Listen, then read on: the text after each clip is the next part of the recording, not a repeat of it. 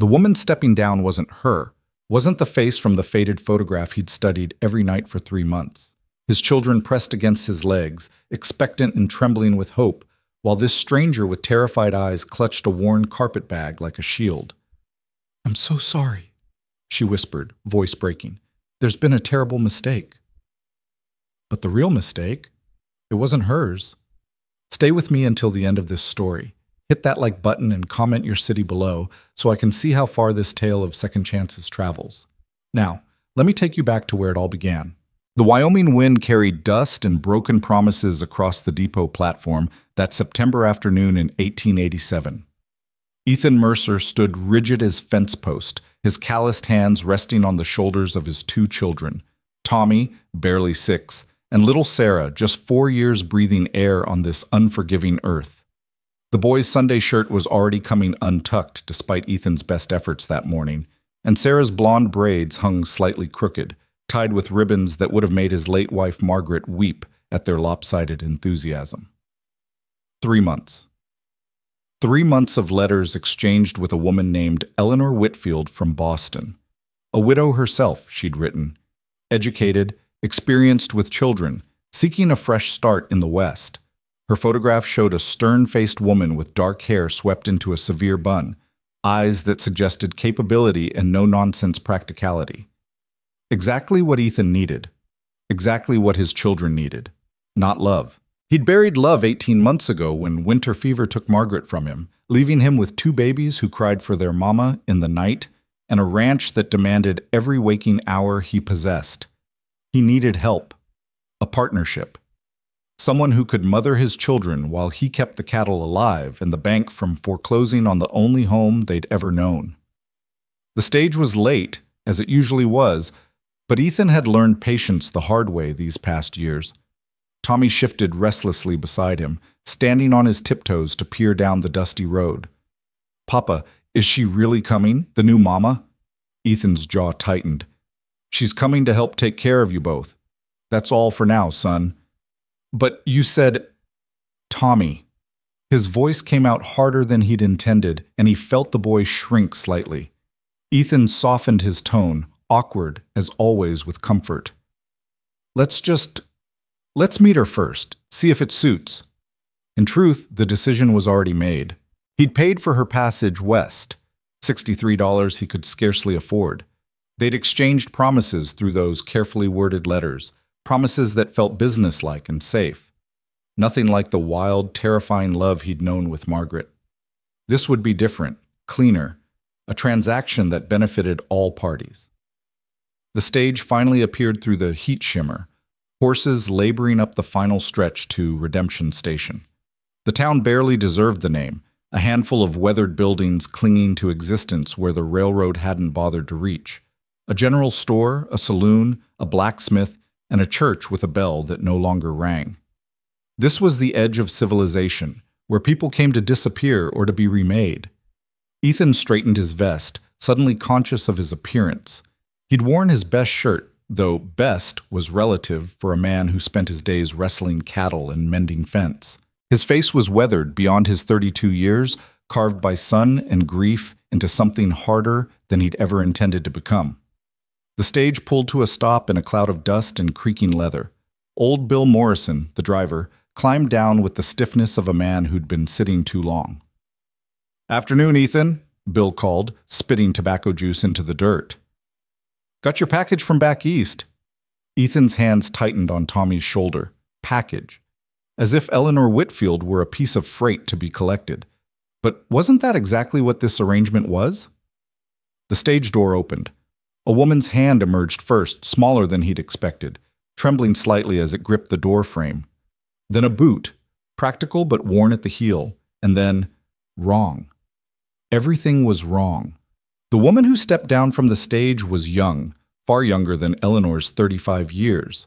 She couldn't have been more than 23 or 24, with auburn hair that caught the afternoon light like copper wire, escaping in wisps from a hastily pinned arrangement. Her face was pale beneath the dust of travel, eyes the color of summer grass wide with something that looked dangerously close to panic. She wore a simple gray traveling dress that had seen better days, clutching a carpet bag that appeared to contain everything she owned in this world. When her eyes met Ethan's across the platform, she froze like a rabbit spotting a hawk's shadow. "Mr. Mercer?"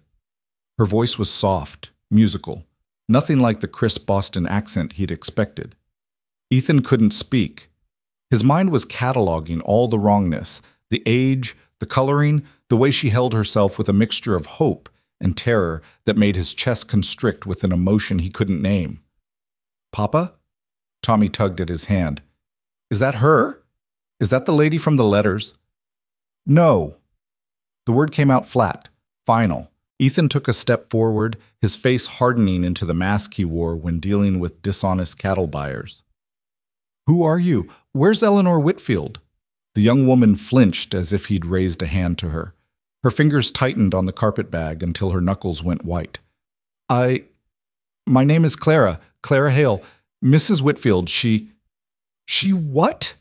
Ethan's voice cut across the platform like a whip crack. Several townspeople who'd gathered to watch the stage arrival turned to stare, sensing drama. "Where's the woman I've been corresponding with? The woman I paid passage for?" Clara's throat worked as she swallowed hard. "Mrs. Whitfield became ill 2 days before departure. The agency... They said someone had to come. You'd already paid, and there was a contract, and I..."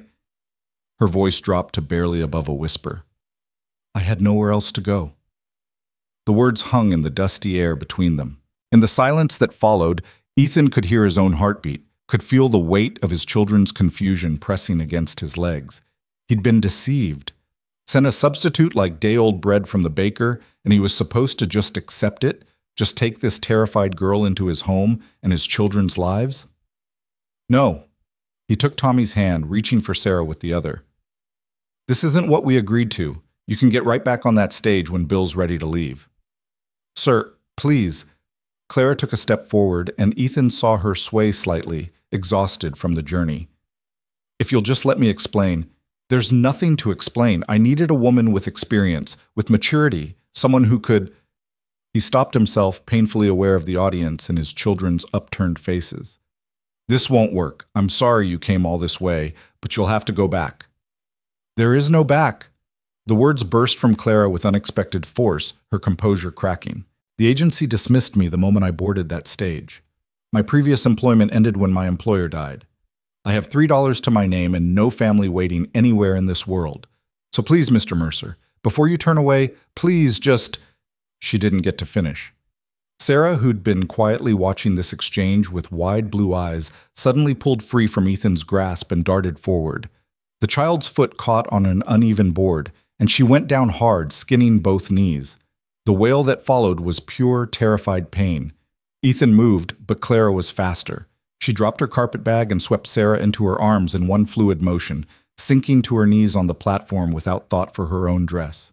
Her hands were gentle but sure as she examined the scrapes, her voice transforming into something soft and soothing. "Oh, sweetheart, I know it hurts.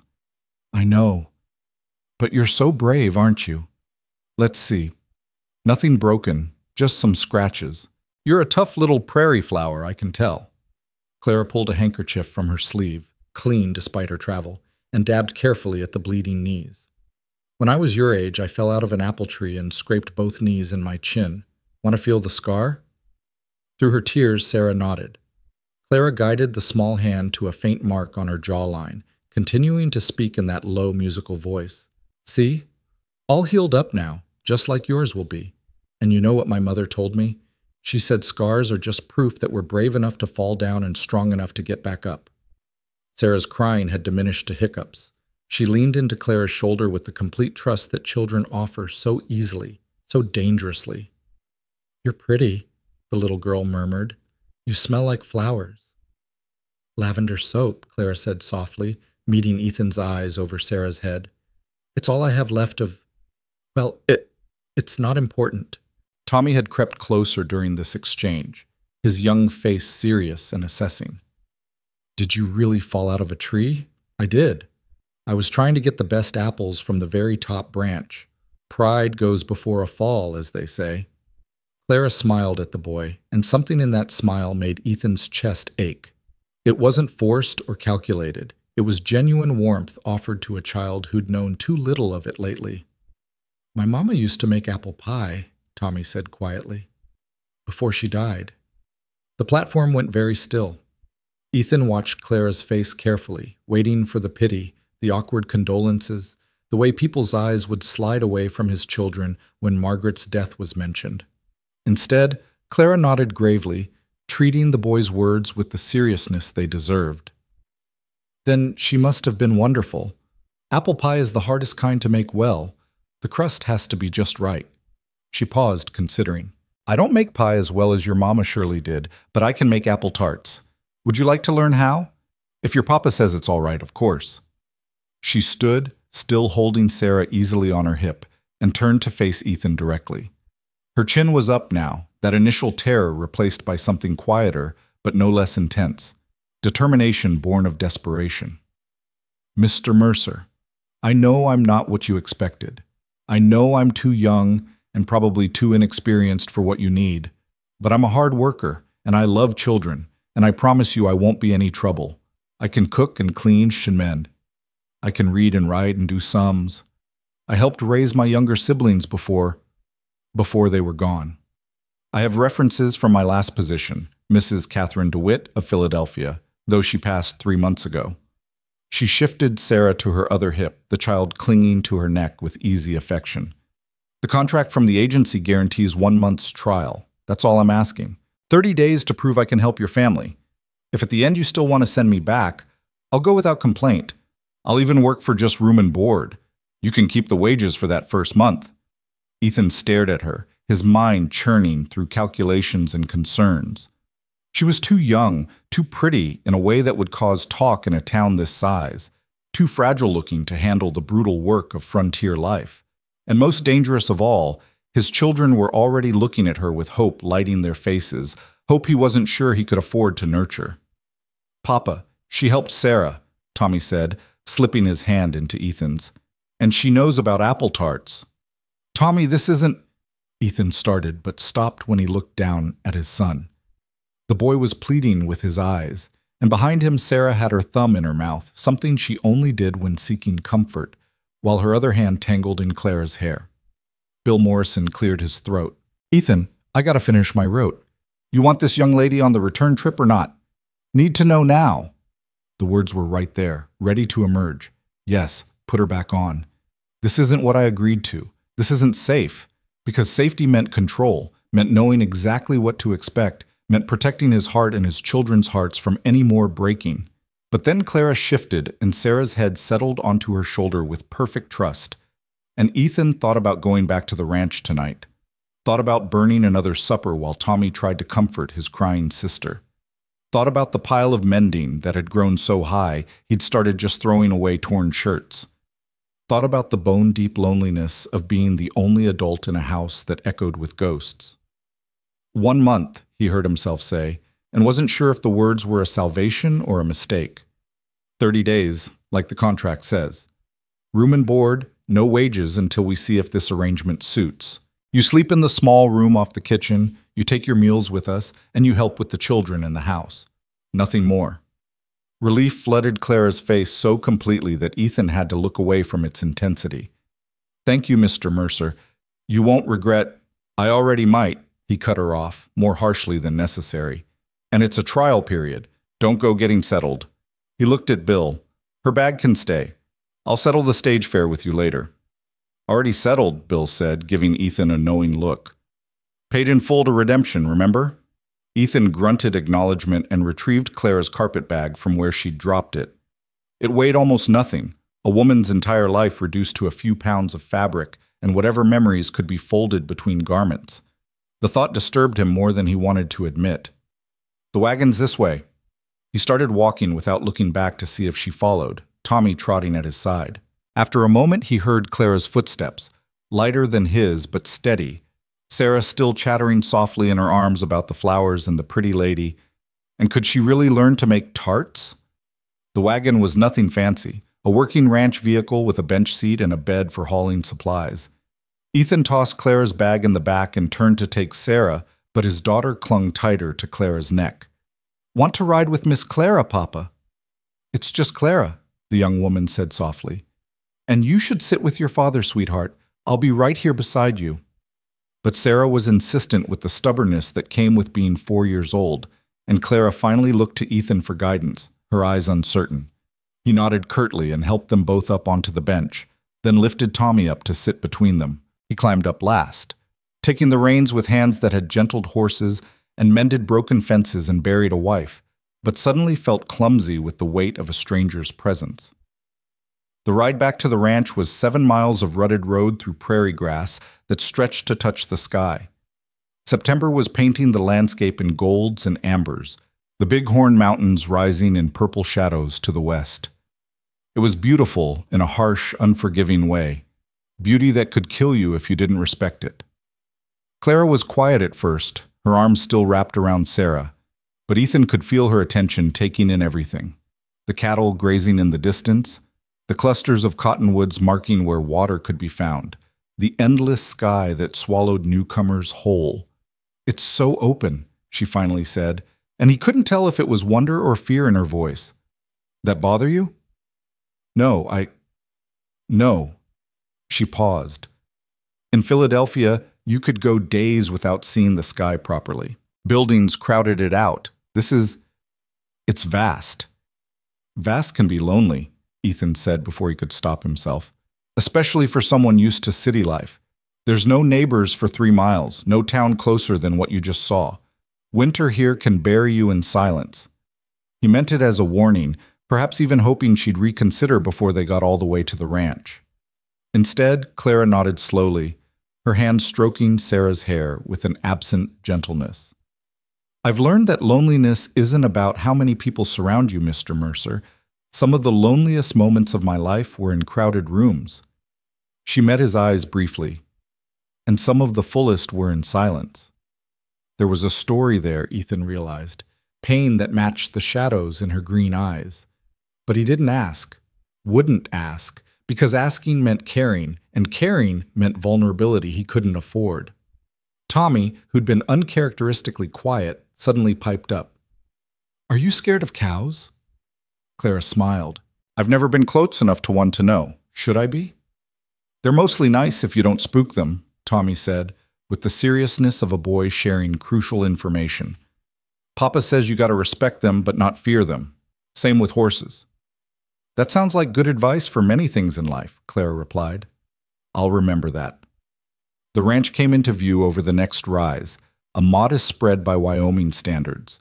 The main house was sturdy but weather-worn, 2 stories of timber that had stood against 15 winters. The barn needed a new coat of paint, and the fencing showed signs of quick repairs rather than proper maintenance. There was a chicken coop, a root cellar, a smokehouse, and beyond it all, the grassland where Ethan's small herd grazed. It wasn't much. It wasn't the prosperous ranch Ethan had imagined building with Margaret, but it was home, and it was his, and it was one more mortgage payment away from being lost forever. Clara's sharp intake of breath made him glance over. She was staring at the house with an expression he couldn't quite read, not disappointment, but something else. Hunger, perhaps. The look of someone seeing haven after a long journey through hostile territory. "It needs work," Ethan said defensively. "I've been managing alone and there's only so many hours in a day." "It's beautiful," Clara said simply. "It looks like a home where people are loved." The words hit Ethan like a fist to the chest. Loved. Past tense now, though the evidence remained. The swing he'd built for Sarah hanging from the cottonwood. The small garden plot Margaret had insisted on despite the harsh soil. The rocking chair visible on the porch where she'd nursed both babies under the stars. He pulled the wagon to a stop in front of the house and climbed down without responding, reaching up to take Sarah. This time the child went to him willingly, wrapping her small arms around his neck. "Is the pretty lady staying, Papa? Is she our new mama?" "No." The word came out too hard, and he softened it. "She's here to help for a while, that's all. Don't—" He struggled for the right words, looking down at his daughter's hopeful face. "Don't go naming things that aren't decided yet, sweetheart." He set Sarah down and turned to help Clara from the wagon, his hand spanning her waist briefly as she stepped down. She was lighter than he'd expected, almost fragile under the layers of travel-worn clothing. Up close, He could see the shadows under her eyes, the weariness that went deeper than a few days of stagecoach travel. This was a woman who'd been running on hope and determination for far longer than was sustainable. "Tommy, take your sister inside and wash up," Ethan instructed. "Clara, Miss Hale, I'll show you where you'll be staying." "Just Clara is fine," she said quietly, following him up the porch steps. I don't need formality, Mr. Mercer." "Then it's Ethan. We don't stand on ceremony out here much." He opened the front door, and the familiar smell of home hit him. Wood smoke and leather, and the faint ghost of Margaret's lavender sachets that still lingered in unexpected corners. The front room was tidy enough by bachelor standards. Furniture that had been carefully chosen now showed the wear of children and grief. Cushions permanently dented, a table with water rings that wouldn't buff out, curtains that needed mending. Through the doorway, the kitchen was visible, and beyond that, the small room where Clara would sleep. But Clara had stopped in the center of the front room, turning in a slow circle. Her eyes cataloged everything. The photographs on the mantel, including one of Margaret in her wedding dress, the children's toys clustered in a corner, the bookshelf with its mix of practical manuals and a few treasured novels, the piano against one wall that hadn't been played since Margaret's hands had last touched the keys. "Your wife was beautiful," Clara said softly, nodding toward the photograph. "The children have her eyes." Ethan's throat tightened. "Yes, they do." He moved toward the kitchen, needing to escape the observation. "Your room is through here." The small room off the kitchen had been Margaret's sewing room, though Ethan had cleared out most of her things months ago, unable to bear looking at them. A narrow bed, a washstand, a small chest of drawers, and a window that looked out over the eastern prairie. Simple and spare. Clara set her carpet bag on the bed and ran her hand over the quilt. One of Margaret's creations, a pattern of stars that had taken her 2 winters to complete. "It's perfect. Thank you." "Supper's at 6. I usually just make something simple. Beans, salt pork, bread when there's time to bake." Ethan stood awkwardly in the doorway. "You don't have to start working tonight. You've traveled far. Rest if you need to." "I'd like to make supper, if that's all right." Clara turned to face him, her hands clasped in front of her. "I'd like to start as I mean to continue, and I'd like to be useful, Mr. Mercer." "Ethan, I need to be useful." There was something desperate in that admission, as if being useful was the only thing keeping her tethered to the world. Ethan recognized it because he'd felt it himself in those first awful months after Margaret's death. The need to work until exhaustion claimed him, because stopping meant thinking, and thinking meant drowning. "All right then. Kitchen's yours. There's a chicken needs dressing if you're up for it, and root vegetables in the cellar, flour and such in the pantry." He paused. "The children like their food plain. Nothing too fancy." "I understand." Clara moved past him into the kitchen, and he caught that scent of lavender again, incongruous in this rough setting. She began examining the space with the efficiency of someone trained to adapt quickly, finding where things were stored, assessing what she had to work with. Ethan should have left then, should have gone to check on the children or start on the evening chores. Instead, he found himself lingering, watching as Clara rolled up her sleeves and tied on an apron she found hanging by the stove. Her movements were practiced, confident in this domain in a way she hadn't been on the platform. "You've done this before," he observed, "cooking for a household." "I was in service for 3 years before Mrs. DeWitt took me as her companion, and before that—" She trailed off, focusing on pumping water into a basin. "I learned young to make much from little." Service. So she'd been a servant, not a governess or teacher as Eleanor Whitfield had been. The agency had sent him someone from an entirely different class, with entirely different credentials. He should have been angrier about the deception, but watching her work with quiet capability, he found his irritation fading into something more complicated. "The children, they've had it rough," Ethan heard himself say. "Tommy was barely 4 when Margaret died, and Sarah doesn't remember her much at all, though she won't admit it. They've been starved for a woman's touch, and they're liable to—" He struggled for the words. "They're liable to get attached quickly, too quickly." Clara stilled, her hands resting on the edge of the basin. When she looked at him, her eyes were bright with unshed tears. And you're afraid that in 30 days, I'll leave and break their hearts. Yes. The admission cost him, but it was the truth. I can't protect them from much in this life, but I can try to protect them from that. I understand. Claire's voice was barely above a whisper. I'll be careful. I'll keep my distance. But even as she said it, Ethan heard Sarah's laughter from the other room where Tommy was telling her some story, and he knew it was already too late for distance. His children were desperately hungry for softness in a world that had offered them little but hardness. Claire Hale could be as careful as she liked, but love, or the child's version of it, didn't respect boundaries. And maybe that was what frightened him most of all. I'll be in the barn if you need anything, he said roughly, retreating before the moment could stretch any thinner. Supper at 6. But he left her there in Margaret's kitchen, a stranger wearing his dead wife's apron, and tried not to think about how right it looked, how easily she'd slipped into the space that had been empty for so long. Outside, the September air was cooling toward evening. Ethan stood on the porch for a moment, hands gripped on the railing, trying to sort through the tangle of emotions in his chest. He'd meant to send her back. Every logical part of his brain had been screaming that she was wrong, too young, too unknown, too dangerous to the fragile equilibrium he'd built. But then Sarah had fallen, and Clara had moved without thinking, and in that moment, Ethan had seen something that terrified and tempted him in equal measure, the possibility of healing, not replacement, because Margaret could never be replaced, but healing, the slow knitting together of a family that had been torn apart. 1 month, he'd said. 30 days to see if it could work. 30 days to see if his heart could survive the risk. Inside the house, through the window, he could see Clara moving through the kitchen with growing confidence. She'd found the chicken and was making short work of preparing it, her movements efficient but not rushed. And drifting through the open door came her voice, soft and melodic, singing something he didn't recognize. A lullaby, perhaps, or just a tune to fill the silence. Tommy appeared in the kitchen doorway, watching her with solemn curiosity. Clara said something that made the boys smile. Actually smile, something Ethan hadn't seen enough of lately. Then Sarah toddled in, and Clara swept her up onto a chair at the table, found her a scrap of dough to play with while she worked. It looked like a family. It looked like home. And that was the most dangerous thing of all. Ethan turned away and headed for the barn, where the work was simple and the emotions were confined to whether the fence would hold and if the cattle were healthy. Out here, he knew the rules. Out here, everything made sense.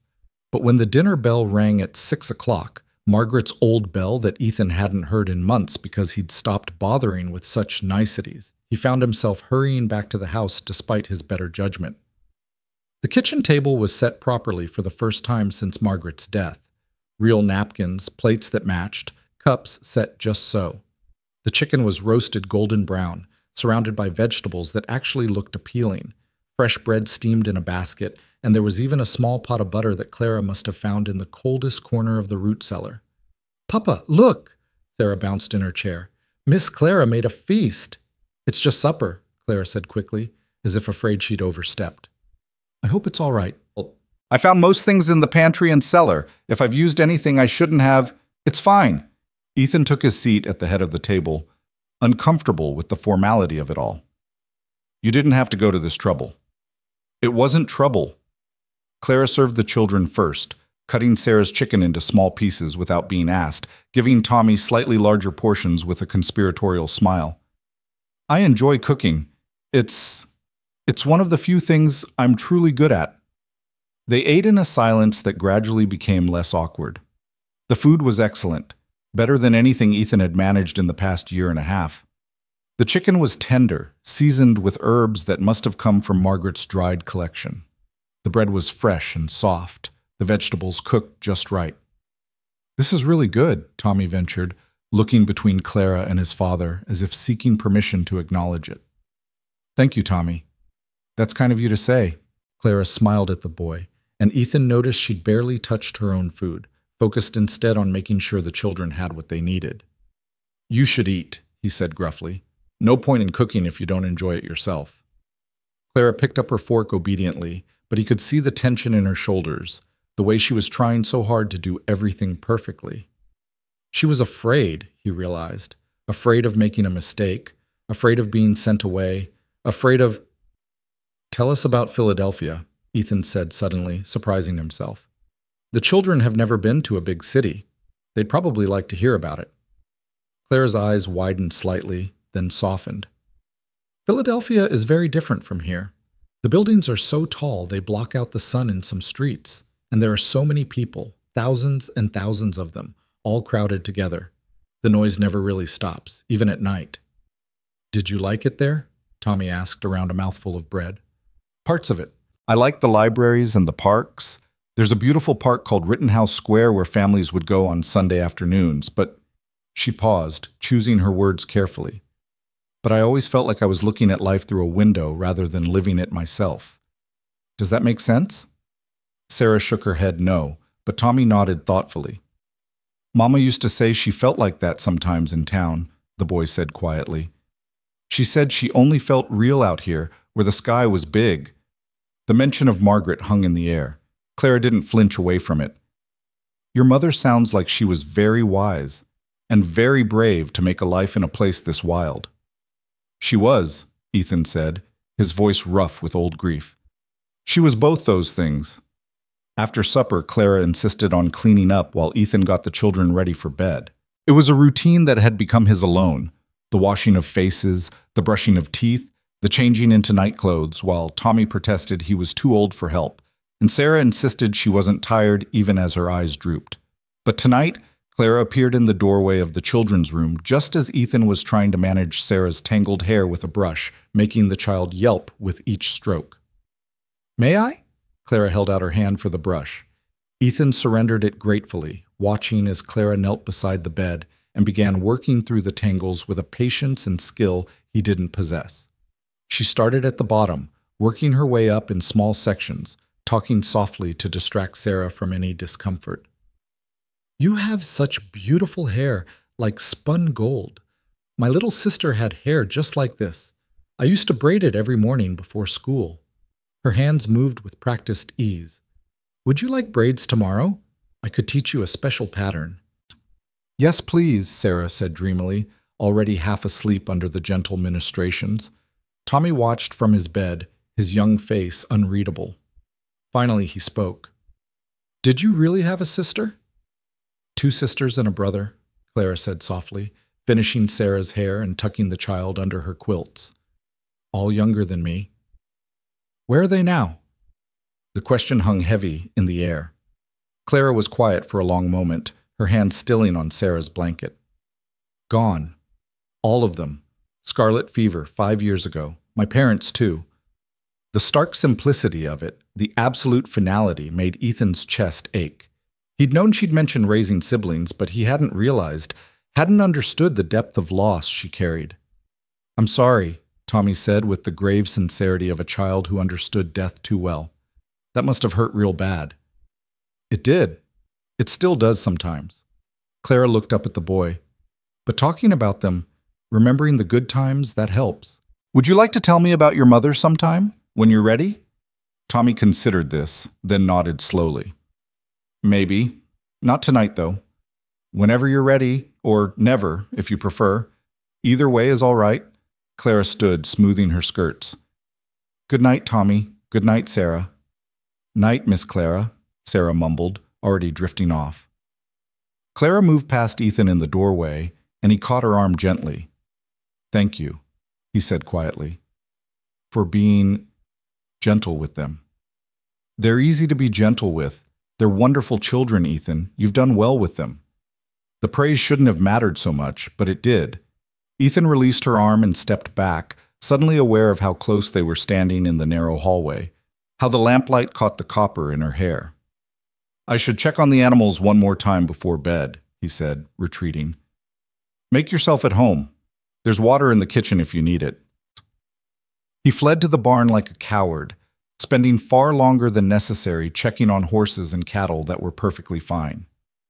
When he finally returned to the house, the lamps were dimmed and Clara's door was closed. A thin line of light showed beneath it. She was still awake, probably unpacking her meager belongings, or perhaps writing letters to... who? She'd said she had no family, no one waiting for her. The thought of her alone in that small room surrounded by the ghosts of his dead wife's things, should have troubled him. Instead, what troubled him was how easy it had been to have her there, how naturally she'd fit into the rhythms of his household, how right it had felt to have another adult voice in the house, someone to share the weight of the day's end. 30 days, he reminded himself as he lay in his own bed, staring at the ceiling. 30 days to see if this could work, and then he'd decide. But deep in his heart, in a place he wasn't ready to acknowledge, Ethan Mercer suspected the decision was already being made. One gentle moment, one family supper, one act of kindness at a time, and that terrified him more than all the harsh winters and failing cattle and mortgage payments combined, because losing someone you needed was hard, but losing someone you'd started to love, that could destroy you. The first week passed in a rhythm that felt both strange and inevitable, like a river finding its course through new territory. Clara rose before dawn each morning, moving through the kitchen with quiet efficiency while the household still slept. Ethan would wake to the smell of coffee already brewing, biscuits in the oven, and the soft sounds of someone who knew how to make a house feel lived in again. He'd lie there for those first few moments, caught between comfort and guilt, because it felt too much like before, like when Margaret's presence had filled these rooms with warmth. But it wasn't the same. Clara moved differently, spoke differently. Even the sound of her footsteps on the floorboards was lighter, more hesitant, as if she were still asking permission to exist in this space. "You don't have to get up this early," Ethan told her on the third morning, finding her already dressed and working on breakfast when he came downstairs. "I can manage coffee and something simple." Clara looked up from the stove, a smudge of flour on her cheek. "I don't mind. I've never been good at sleeping late, and I like the quiet of mornings. It gives me time to think." She paused, her hand stilling. "But if you'd prefer to have this time alone, I can—" "No." The word came out faster than he'd intended. "No, it's fine. Good, even. The coffee's better than what I make." A small smile touched her lips, there and gone like a bird landing briefly before taking flight again. "I'll take that as high praise from a Wyoming rancher." They fell into an unspoken routine. Ethan would drink his coffee standing by the window, looking out over the land as the sun crept above the horizon, painting the prairie in shades of gold and amber. Clara would work at the stove, occasionally asking quiet questions about how he liked things prepared, what the children preferred, whether he minded if she reorganized the pantry to make more sense. He never minded. Truth was, he was grateful for someone who cared enough to ask. The children bloomed under Clara's attention like drought-starved flowers after rain. Sarah followed her everywhere, a small shadow in braids that Clara wove fresh each morning in patterns that grew increasingly elaborate. Tommy was more cautious, watching Clara with the serious assessment of a boy who'd learned not to trust too easily, but even he began to soften. It was the small things that undid the boy's resistance. The way Clara asked his opinion about which vegetables to plant in the spring garden, treating his answers with genuine consideration. How she'd sit with him while he struggled through his reading lessons, never making him feel stupid when he stumbled over words, instead offering patient encouragement. The afternoon she spent an hour helping him build a better trap for the gophers that plagued the barn, her skirts hiked up practically as she knelt in the dirt beside him, discussing engineering principles as if he were a fellow adult. "She's real smart, Papa," Tommy confided one evening as Ethan tucked him in. "She knows about stars and how plants grow and why the wind changes direction. Almost as smart as Mama was." The comparison should have stung, but instead it settled into Ethan's chest with a bittersweet ache. Your mama would have liked that. She always wanted you to have someone to answer your questions. "Do you like Miss Clara?" Tommy's eyes were too knowing for a 6-year-old. "I mean, do you think she can stay after the month is done?" Ethan smoothed his son's hair back, buying time. "We'll see how it goes, son. Let's not get ahead of ourselves." But he was getting ahead of himself. That was the problem. He'd catch himself watching Clara when she didn't know, the way she hummed while kneading bread, the tenderness with which she mended Sarah's torn dress, the quiet competence she brought to every task. She'd transformed the house in ways both visible and not. The windows sparkled, the floors gleamed, curtains that had hung dingy for months were washed and bright again. But more than that, there was life in these rooms. Laughter. The sound of Sarah singing songs Clara had taught her, the smell of fresh bread and simmering stew and possibility. By the second week, the children had stopped calling her Miss Clara, except when Ethan was in earshot. He'd heard Sarah slip and call her Mama once, then quickly correct herself with a guilty glance his direction. Clara had handled it gracefully, kneeling to the child's level. "I know you miss your Mama, sweetheart. That's good and right. Love doesn't run out just because someone's gone. It stays with us. I'm not here to be your Mama. I'm just here to take care of you and love you while I can. Is that all right?" Sarah had nodded, throwing her arms around Clara's neck, and Ethan had turned away before they could see the emotion in his eyes. The town noticed the changes too. Mrs. Abernathy from the general store made pointed comments when Ethan came in for supplies, Clara waiting in the wagon with the children. "Awful young, isn't she?" the older woman said, her eyes sharp with speculation. "Not what you advertised for, I heard." "She's capable and good with the children," Ethan replied evenly, refusing to be baited. "That's what matters." Just seems to me a pretty young thing like that, living out at your ranch with no chaperone. Well, people talk, Ethan Mercer. You know they do. Let them talk." He gathered his purchases and tipped his hat. "Good day, Mrs. Abernathy." But the encounter left him uneasy. He hadn't considered how it would look to others. A widower with a young woman living under his roof. In the city, perhaps it wouldn't have mattered, but out here where everyone knew everyone's business and reputations could be destroyed by whispers. That evening, after the children were asleep, he found Clara in the kitchen finishing the last of the dishes. She looked tired, the kind of bone-deep weariness that came from trying too hard, caring too much. "You should sit down," he said. "You've been going since before dawn." "I'm almost done." She dried the last plate and set it carefully in the cupboard, then turned to face him. "Was there something you needed?" "Yes," he thought. "I need to know why you're here. I need to know what you're running from. I need to know if I can trust this fragile peace we've built." Instead, he said, "We need to talk about the arrangement, about expectations." Something flickered in her eyes. Fear, he thought, or maybe resignation. She nodded and moved to the table, sitting with her hands folded in her lap like a schoolgirl awaiting judgment. Ethan took the seat across from her, suddenly aware of how small the kitchen felt with just the two of them, the lamp casting shadows that made the moment feel more intimate than he'd intended. "You've done good work here," he started. "Better than I expected. The children are happy, the house runs smoother than it has in a long time." "But?" Clara's voice was quiet, braced for the blow. "But people in town are starting to talk. About you being here, about what it looks like." He ran a hand through his hair, frustrated. "I should have thought about that before I let you stay. Your reputation, I have no reputation to protect." The words were flat, final. No family to be shamed, no social standing to maintain. If people want to talk, let them. It doesn't matter to me. It should matter. A young woman's reputation is nothing without the woman herself. Clara leaned forward, and in the lamplight, her eyes blazed with something fierce and unexpected. "I've learned that the hard way, Mr. Mercer. Ethan, I've been proper and respectable and done everything right, and where did it get me? Alone with nothing, sent west like unwanted freight." She stood abruptly, pacing to the window. "If staying here means people talk, so be it.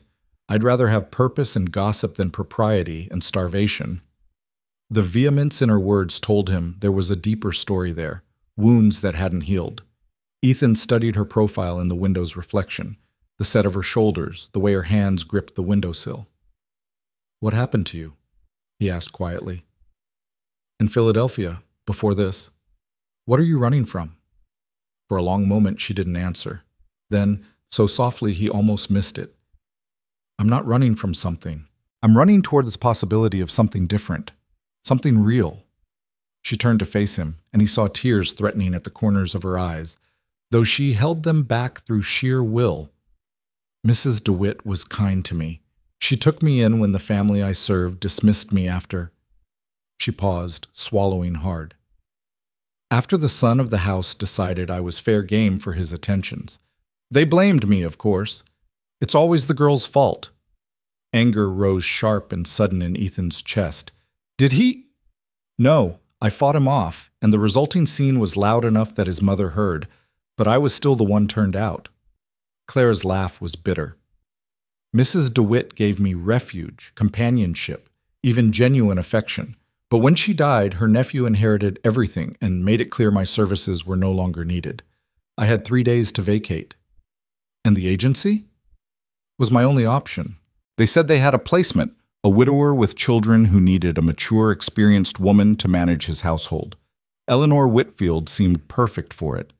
Clara's voice dropped. But Mrs. Whitfield took ill, and the agency had already spent your money, and I was desperate enough to accept when they offered me the position instead.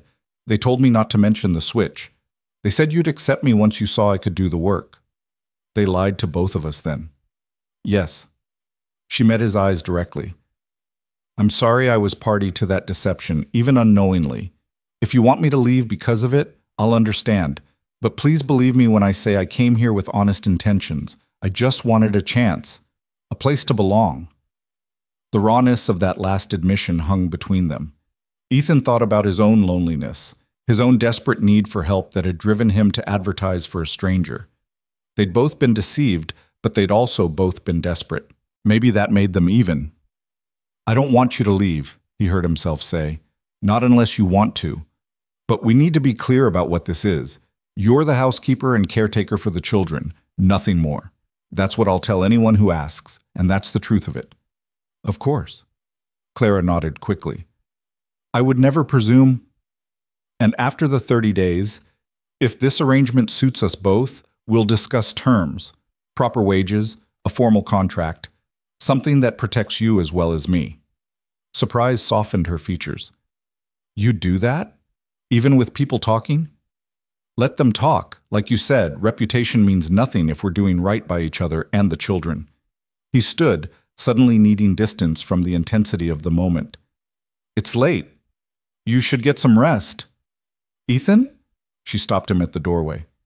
Thank you for listening, for not judging.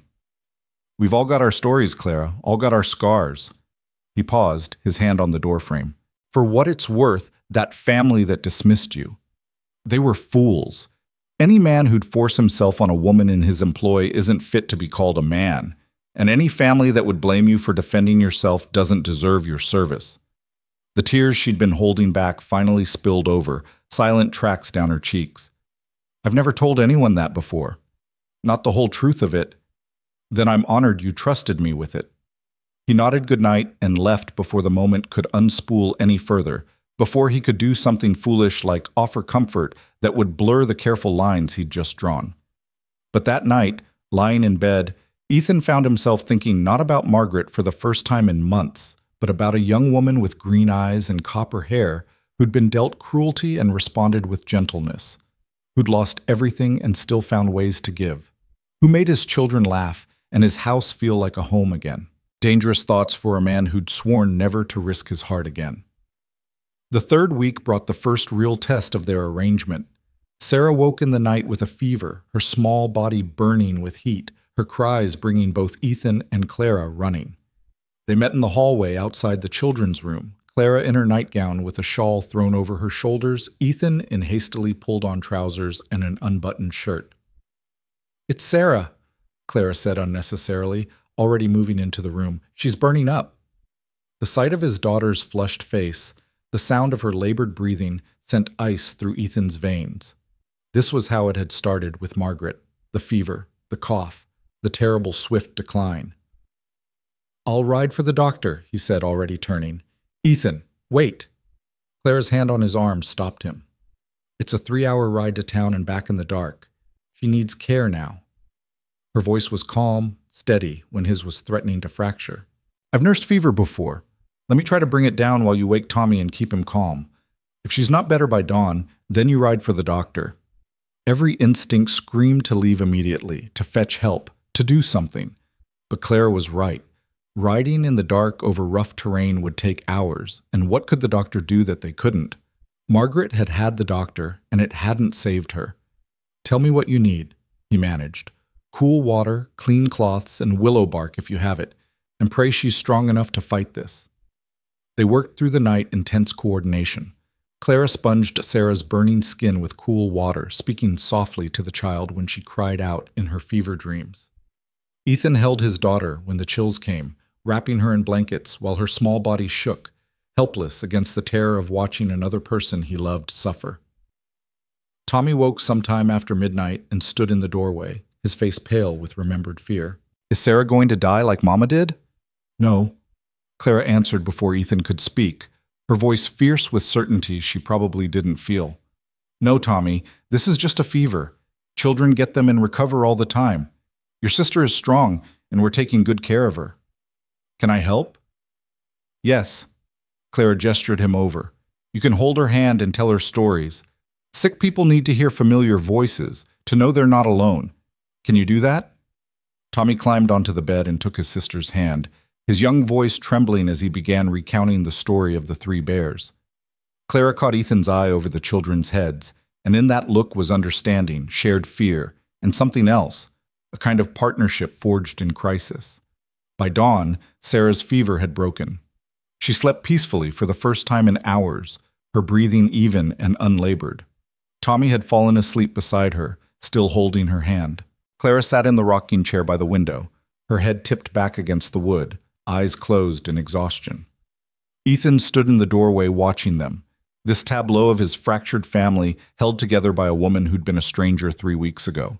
His chest ached with emotions he couldn't name, gratitude tangled with fear, tangled with something dangerously close to affection. "Clara," he spoke softly, not wanting to wake the children. "You should rest." Her eyes opened slowly, focusing on him. "Is she all right?" "Thanks to you." He moved into the room, crouching beside the rocking chair. I don't know what I would have done if you hadn't been here, if I'd been alone with this." "You would have managed. You're stronger than you think." She smiled faintly. "But I'm glad I could help. That's why I'm here, after all." "Is it?" The question came out before he could stop it. "Is that the only reason?" Something shifted in her eyes, a vulnerability that made his breath catch. "I don't know anymore. It started that way, but now I can't imagine being anywhere else." The admission hung between them, weighted with meaning neither of them was quite ready to name. "These past 3 weeks have been the happiest I've known in years, Ethan. Even with the work, even with the uncertainty, I feel like I matter here, like I'm part of something." "You are." His hand found hers where it rested on the arm of the chair, his roughened fingers closing over her slender ones. "You matter to the children, to this household, to—" He couldn't finish. Couldn't give voice to the truth that was becoming harder to deny with each passing day, that she mattered to him as well, that the careful distance he'd tried to maintain was crumbling like creek banks in spring flood, that when she'd appeared in the hallway tonight in her nightgown with her hair loose around her shoulders, his first thought hadn't been propriety but relief that he wouldn't have to face this alone. Clara turned her hand in his, her palm pressing against his palm. "The month is almost up. We need to talk about what comes next." "I know." Ethan stood abruptly, breaking the contact before it could lead somewhere dangerous. "But not now. Not when we're both exhausted and emotional. We'll talk in a few days when Sarah's fully recovered and we can think clearly." It was a coward's retreat, and they both knew it. But Clara nodded, letting him escape without pressing the issue. "All right, a few days." Sarah recovered quickly, as children often do, bouncing back with the resilience of youth.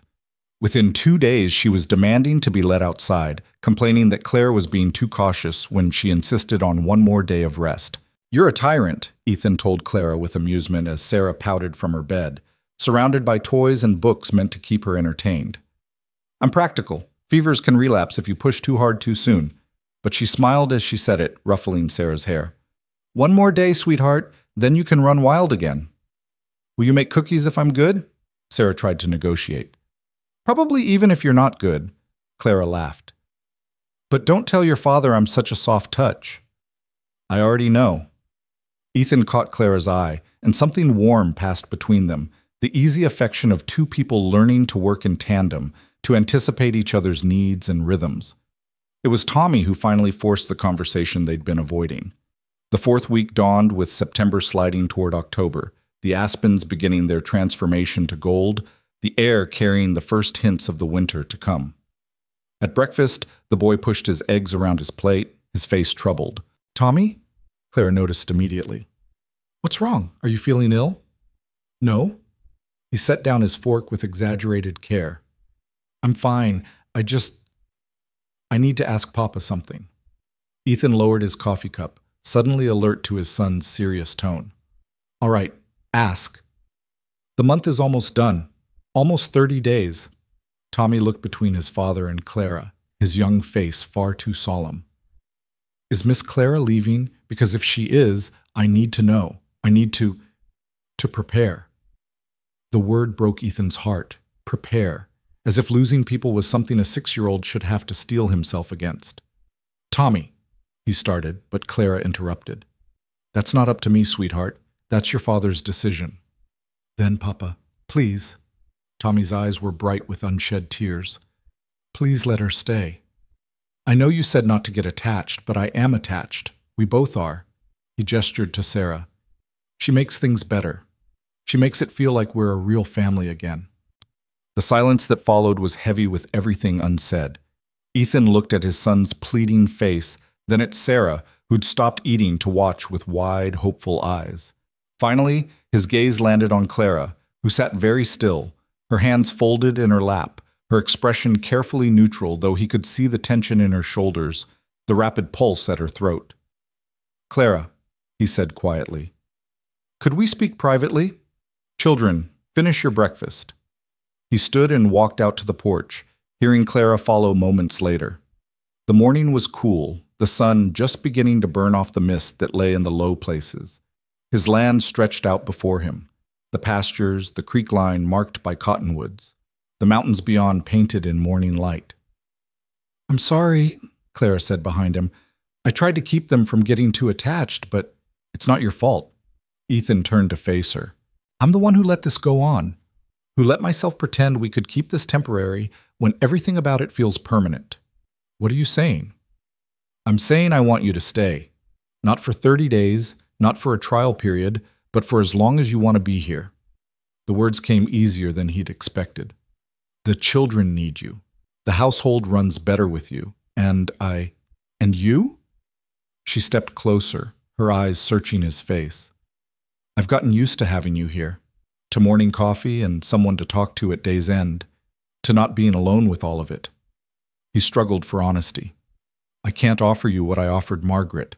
I can't promise that my heart isn't too damaged to love again properly. But I can offer you a home, fair wages, respect, and a place in this family."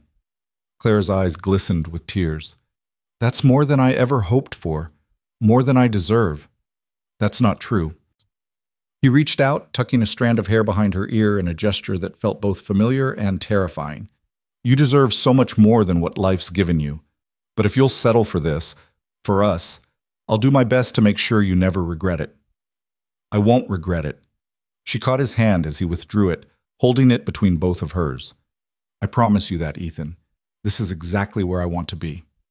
They stood there on the porch as the sun climbed higher, hands clasped, an understanding passing between them that was more than employer and employee, not quite husband and wife, but something in between, a partnership forged from shared need and growing affection. "We should tell the children," Clara said finally. "Yes." But neither of them moved, caught in the moment's fragile peace. Inside, Tommy and Sarah waited with barely contained anxiety. When Ethan and Clara returned to the kitchen, the children's faces were studies in hope and dread. "Miss Clara is staying," Ethan announced simply. "Permanently, if she wants." The joy that erupted was pure and unrestrained. Sarah shrieked and launched herself at Clara, who caught her with a laugh. Tommy's smile split his face wide open, years of worry momentarily erased. "Really? Forever and ever?" Sarah demanded. "For as long as forever lasts," Clara confirmed, pressing kisses to the girl's hair. Tommy approached more slowly, stopping in front of his father. "Are you happy about it too, Papa? Not just doing it for us?" The question was too perceptive, too knowing. Ethan knelt to his son's level. "I'm happy about it. Miss Clara, she's made things better for all of us, including me. Good. Tommy threw his arms around Ethan's neck in a rare display of affection. I was scared you'd send her away because you're still sad about Mama. I'll always miss your Mama, Ethan said carefully. But being sad doesn't mean we can't also be happy. Your Mama would want us to be happy, to have help and laughter in this house. She'd like Miss Clara. I think so too, Tommy agreed seriously. She makes you smile more. Did she? Ethan hadn't noticed, but perhaps it was true. Perhaps the weight he'd carried for so long had lightened incrementally, one small kindness at a time, until he could breathe easier.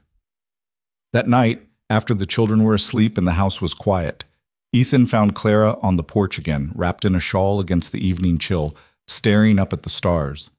Couldn't sleep? He asked, joining her. Too much running through my mind. She glanced at him. I keep waiting to wake up and find this was all a dream, that I'm still in Philadelphia with nowhere to go and no future. It's real. He leaned against the railing beside her, their shoulders almost touching. You're here, and you're staying, and tomorrow you'll wake up in that small room off the kitchen to make coffee before dawn. She laughed softly. When you put it like that, it sounds terribly ordinary. Maybe that's what makes it extraordinary. The ordinary moments, the daily rhythms. I spent so long just surviving, I forgot what it was like to actually live. He paused. You reminded me. You gave me a reason to live again, Clara countered. Fair trade, I'd say. They stood in comfortable silence, watching the stars wheel overhead, the prairie settling into its nighttime sounds around them. Somewhere an owl called. The horses nickered softly in the barn. The wind moved through the grass with a whisper, like secrets being shared. Clara? Ethan's voice was quiet. What do you want? Not what you think I want to hear, not what's proper or expected. What do you actually want from this life? She considered the question seriously. I want to matter. I want to wake up each day knowing my presence makes a difference to someone. I want to belong somewhere so completely that leaving would tear me apart. She turned to look at him directly. I want what I'm starting to have here, purpose, connection, maybe even love someday, though I know that's not what you're offering. Not yet, he heard himself say, but maybe someday, if my heart remembers how. Her smile was soft in the starlight. I can wait for someday, Ethan Mercer. I'm good at waiting. They went inside together, parting at their separate doors with quiet goodnights. But something had shifted between them. The careful distance was narrowing. The walls were coming down brick by brick. And in her small room off the kitchen, Clara lay awake counting her blessings instead of her losses for the first time in years. While in his room down the hall, Ethan stared at Margaret's photograph and whispered a silent apology that felt more like permission. Permission to heal, to hope, to perhaps, eventually, love again. The month had ended, but something new was beginning, something neither of them had planned for but both desperately needed. A temporary arrangement had become a permanent home, and that was more terrifying and wonderful than either of them had dared to imagine. October arrived with a vengeance, bringing cold rain that turned the roads to mud and kept them close to the ranch for days at a time. Clara didn't seem to mind the isolation. If anything, she thrived in it, turning the enforced togetherness into opportunities for small domestic pleasures, teaching Sarah to knead bread, helping Tommy with his letters by the fire, mending Ethan's shirts with stitches so fine they were nearly invisible. The rhythm they'd found in September deepened into something more substantial. Ethan caught himself anticipating Clara's reactions to things, storing up small observations from his day to share with her over evening coffee. The way she'd tilt her head when listening, really listening, as if his thoughts about cattle prices or fence repairs mattered as much as philosophy. How she'd bite her lower lip when concentrating on a difficult repair, her fingers working with patient precision. The soft humming that meant she was content, a tuneless melody that had become the soundtrack to his household. But contentment, Ethan had learned the hard way, was a fragile thing. And on a gray afternoon in mid-October, that fragility shattered. The knock on the door came just after lunch, unexpected enough that all of them looked up from the table. Visitors were rare this time of year, rarer still in weather like this. Ethan wiped his mouth and stood, exchanging a glance with Clara that held a question neither could answer. The man on the porch was a stranger, middle-aged, well-dressed despite the mud splattered on his coat, with the officious air of someone accustomed to authority. He held a leather satchel protected under his arm and regarded Ethan with the cool assessment of a banker calculating risk. "Mr. Ethan Mercer?" His voice was clipped, Eastern, out of place in this rough country. "That's right. What can I do for you?" "My name is Howard Pemberton. I'm a registry agent for the Western Matrimonial Agency." He pulled a document from his satchel. "I'm here to conduct a follow-up inspection regarding the placement of Miss Clara Hale." Every muscle in Ethan's body tensed. "Inspection? Standard procedure for all placements, I assure you. The agency takes its reputation seriously. We need to verify that the arrangement is satisfactory for both parties and that Miss Hale is being treated according to the terms of the contract." Pemberton's eyes moved past Ethan into the house, cataloging details. "May I come in? This won't take long." Ethan wanted to refuse, to send this man back into the rain and away from the life they'd built. But refusing would raise questions, might even put Clara's position at risk if the agency deemed him uncooperative.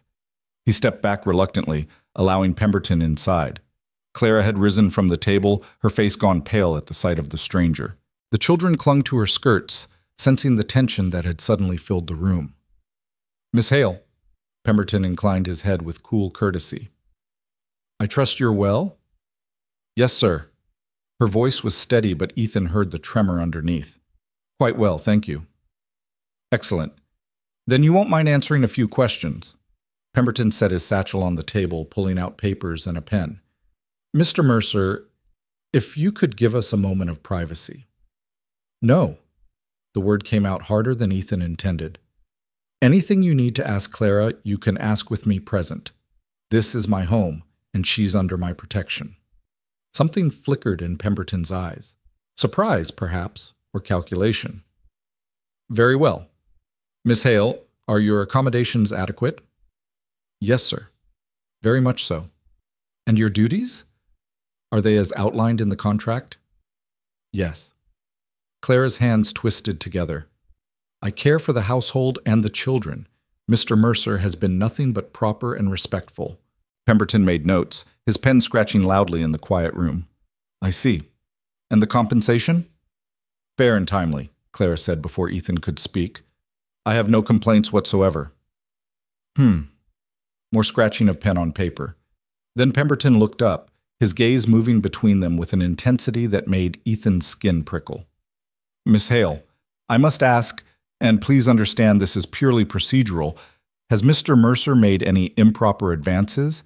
Any suggestions of arrangement beyond what was contracted?" Clara's face flushed crimson. "Absolutely not. Mr. Mercer has been a perfect gentleman." "I see." Pemberton set down his pen, his expression shifting to something that looked almost sympathetic. "Miss Hale, I'm afraid I must share some information with you. Information that came to light during our routine background verification." The air in the room seemed to thin. Ethan watched Clara's face drain of color, watched her hands grip the edge of the table as if it were the only thing keeping her upright. "What information?" Her voice was barely a whisper. "The agency conducted a more thorough investigation after your placement, given the unusual circumstances of your substitution for Mrs. Whitfield." Pemberton pulled another document from his satchel. "We contacted your previous employer, the DeWitt estate. The nephew who inherited, a Mr. Charles DeWitt, was quite forthcoming about the reasons for your dismissal." "That's a lie." Clara's voice shook with sudden fury. "I told you what happened. His son attacked me, and they blamed—" "Mrs. DeWitt had no son, Miss Hale." Pemberton's voice was gentle but implacable. "She was a spinster. Mr. Charles DeWitt reported that you were dismissed for theft. Small items at first, jewelry, household silver. When confronted, you became hysterical and made wild accusations to deflect blame." The words fell like stones into still water, sending ripples of shock through the room. Ethan stared at Clara, seeing her face crumple, seeing the devastation in her eyes. "No," she shook her head violently. "No, that's not true. He's lying. Charles wanted me gone because I refused his advances after his aunt died. This is his revenge for—" "Miss Hale, I have it documented here." Pemberton held up the paper. Signed statements, dates, details of missing items. I'm sorry, but the evidence is quite clear. I didn't steal anything, Claire's voice broke. Ethan, you have to believe me. I would never. But Ethan had gone very still, his mind reeling. He thought about how easily she'd integrated into his household, how she'd known where everything was, how to make the most of limited resources, how little he actually knew about her beyond what she'd told him. And what if she'd been lying? What if the whole sad story about her family, her dismissal, her desperation, what if it had all been calculated to gain his sympathy? Mr. Mercer, Pemberton's voice cut through his spiraling thoughts. I must advise you that the agency cannot, in good conscience, allow this placement to continue. Miss Hale has violated the terms of her contract through misrepresentation of her character and history. We'll arrange for her transportation back east and refund your fees. Ethan, please. Clara reached for him and he took a step back instinctively. The hurt that flashed across her face was like a physical blow, but he couldn't think past the roaring in his ears, the fear that was rising like floodwater. He'd let her into his home, into his children's hearts. He'd been starting to open his own damaged heart to the possibility of trusting again, and all along she might have been deceiving him, might have been stealing from him. He'd been so focused on the children he hadn't kept track of household items. Margaret's jewelry was in a box upstairs. Had Clara been through it? Was that why she'd been so eager to stay, so willing to work for room and board at first? Papa? Tommy's voice was small and frightened. What's happening? Why is the man saying bad things about Miss Clara? Ethan looked at his son, at Sarah who was crying into Clara's skirts, and something cold and hard settled in his chest. He'd been a fool. He'd let hope and loneliness cloud his judgment, and now his children would pay the price. Tommy, take your sister upstairs. His voice came out flat, emotionless. Now. But Papa. Now, son. Tommy obeyed reluctantly, pulling a sobbing Sarah away from Clara. The children's footsteps on the stairs sounded like a funeral march. When they were gone, Ethan forced himself to look at Clara. She stood frozen, tears streaming down her face, her hands clasped in front of her as if in supplication. Is any of it true? He asked quietly. The family you said you lost, the son who attacked you, was any of it real? All of it was real. Her voice was raw with desperation. Ethan, I swear to you on everything I hold sacred. You hold nothing sacred. The words exploded from him with all the fear and betrayal churning in his gut. You came here under false pretenses. You wormed your way into my children's affections, into my trust, and the whole time you were lying. What were you planning? To rob me blind and disappear? To wait until I was fool enough to marry you and then take everything? No, how can you even think? Clara choked on a sob. I love those children. I love this place. I would never hurt any of you. Love, Ethan laughed bitterly. You don't know what that word means. Love is truth, Clara. It's trust, and you've given me neither. Mr. Mercer, I understand you're upset. Pemberton's voice was maddeningly calm. But I must insist that Miss Hale vacate the premises immediately. Her continued presence here could compromise your reputation, and she'll be gone by morning. Ethan cut him off, unable to look at Clara's stricken face any longer. I'll take her into town myself, make sure she gets on the stage. You can send your refund to my account. Ethan, please, Clara's voice was breaking. Just let me explain. Let me prove. There's nothing to prove. He forced the words past the constriction in his throat. I trusted you. I let you into my children's lives. That was my mistake, and I'll own it. But I won't compound it by giving you another chance to deceive us. He turned away, unable to bear the devastation in her eyes, the way her whole body seemed to be collapsing inward. Behind him, he heard Pemberton gathering his papers, heard Clara's ragged breathing. I'll return tomorrow to escort Miss Hale to town, Pemberton said. Unless you'd prefer I take her now. Tomorrow. Ethan's hands gripped the back of a chair until his knuckles went white. Give her tonight to gather her things. Very well. Good day, Mr. Mercer. I'm sorry this didn't work out as planned. The door closed behind Pemberton, leaving them alone in the terrible silence. Ethan couldn't move, couldn't turn around, couldn't face what he'd just done. I didn't steal anything. Clara's voice was barely audible. And I didn't lie about my family or what happened to me.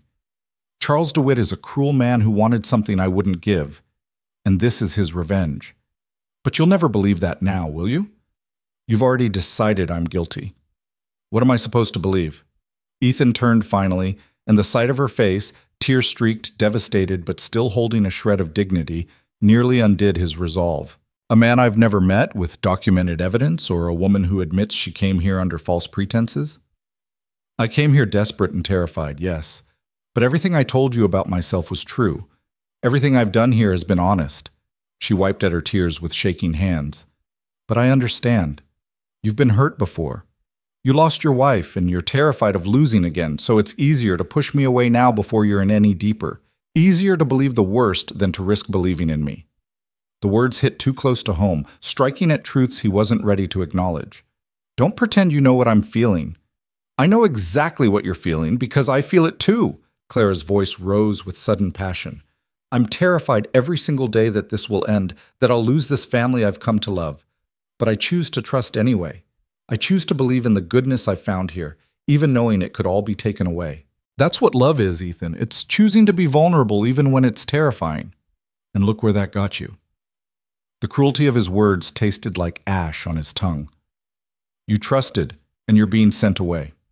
Maybe you should have protected yourself better. Clara flinched as if he'd struck her. For a long moment, she just stared at him, and he watched something die in her eyes. The hope, the warmth, the tentative affection that had been growing between them. When she spoke again, her voice was eerily calm. You're right. I should have protected myself better. She straightened her shoulders, gathering the tattered remains of her dignity. I'll pack my things tonight. You won't have to see me in the morning. I'll be gone before dawn. Clara, he didn't know what he meant to say. What words could possibly bridge the chasm that had opened between them? Don't. She held up a hand, stopping him. You've made yourself clear. I'm a liar and a thief, not to be trusted. There's nothing more to say. She turned and walked toward her room, her steps measured and steady despite the trembling in her hands. At the doorway, she paused without looking back. For what it's worth, Ethan Mercer, I hope someday you find the courage to trust again. To believe that not everyone will leave you or betray you. Your children deserve a father who can show them that love is worth the risk. Her voice caught. And you deserve to be happy, even if you can't believe that right now. Then she was gone. The door closing softly behind her, and Ethan was left alone in the kitchen that still smelled of the bread she'd baked that morning, surrounded by the evidence of her presence. The curtains she'd mended, the floor she'd scrubbed, the table where they'd shared meals and conversation, and slowly, carefully, begun to build something that felt like family. He sank into a chair, his head in his hands, and tried to convince himself he'd done the right thing. Tried to believe that protecting his children from potential betrayal was worth the cost of sending her away. Tried to ignore the voice in his head that whispered he'd just made the biggest mistake of his life. Upstairs, he could hear Tommy trying to comfort Sarah, whose sobs carried through the floorboards. And from Clara's room, nothing, not a sound, as if she'd simply ceased to exist. That night was the longest of Ethan's life. He tried to do the evening chores to maintain some semblance of normalcy, but everything felt wrong. The barn was too quiet without Clara's voice calling the children for supper. The house was too empty without her humming in the kitchen. Even the horses seemed to sense something was amiss, shifting restlessly in their stalls. When he came back inside, he found Tommy waiting for him in the parlor, his small face set with determination. "Papa, we need to talk." Ethan sighed, too exhausted for this conversation. "Tommy, it's late. You should be in bed. I'm not going to bed until you tell me why you're sending Miss Clara away." The boy's chin jutted out stubbornly. "She didn't do anything wrong. I know she didn't." "Tommy, there are things you don't understand. Adult things. I understand that she makes Sarah stop crying. I understand that she helped me with my reading when you were too busy. I understand that she sat up all night when Sarah had the fever and you were scared." Tommy's voice cracked. "I understand that she loves us, Papa, and I think you love her too, even if you're too scared to admit it." "That's enough." Ethan's voice came out harsher than he intended. "You're a child. You don't know what you're talking about." "I know what Mama would say." Tommy's eyes filled with tears. "She'd say you're being a coward. She'd say you're letting fear make you cruel. She'd say, "Don't you dare tell me what your mother would say," Ethan roared, his control finally snapping. "Your mother is dead, Tommy. She's gone, and she's not coming back, and you don't get to use her memory to make me feel guilty about protecting you." The silence that followed was absolute. Tommy stared at his father with wide, shocked eyes, tears spilling down his cheeks. Then, without a word, the boy turned and ran upstairs, his door slamming hard enough to shake the walls. Ethan stood in the empty parlor, his chest heaving, his hands shaking with the force of his emotions. He'd never yelled at Tommy like that, never thrown Margaret's death in his son's face. The shame of it threatened to choke him. A soft sound made him turn.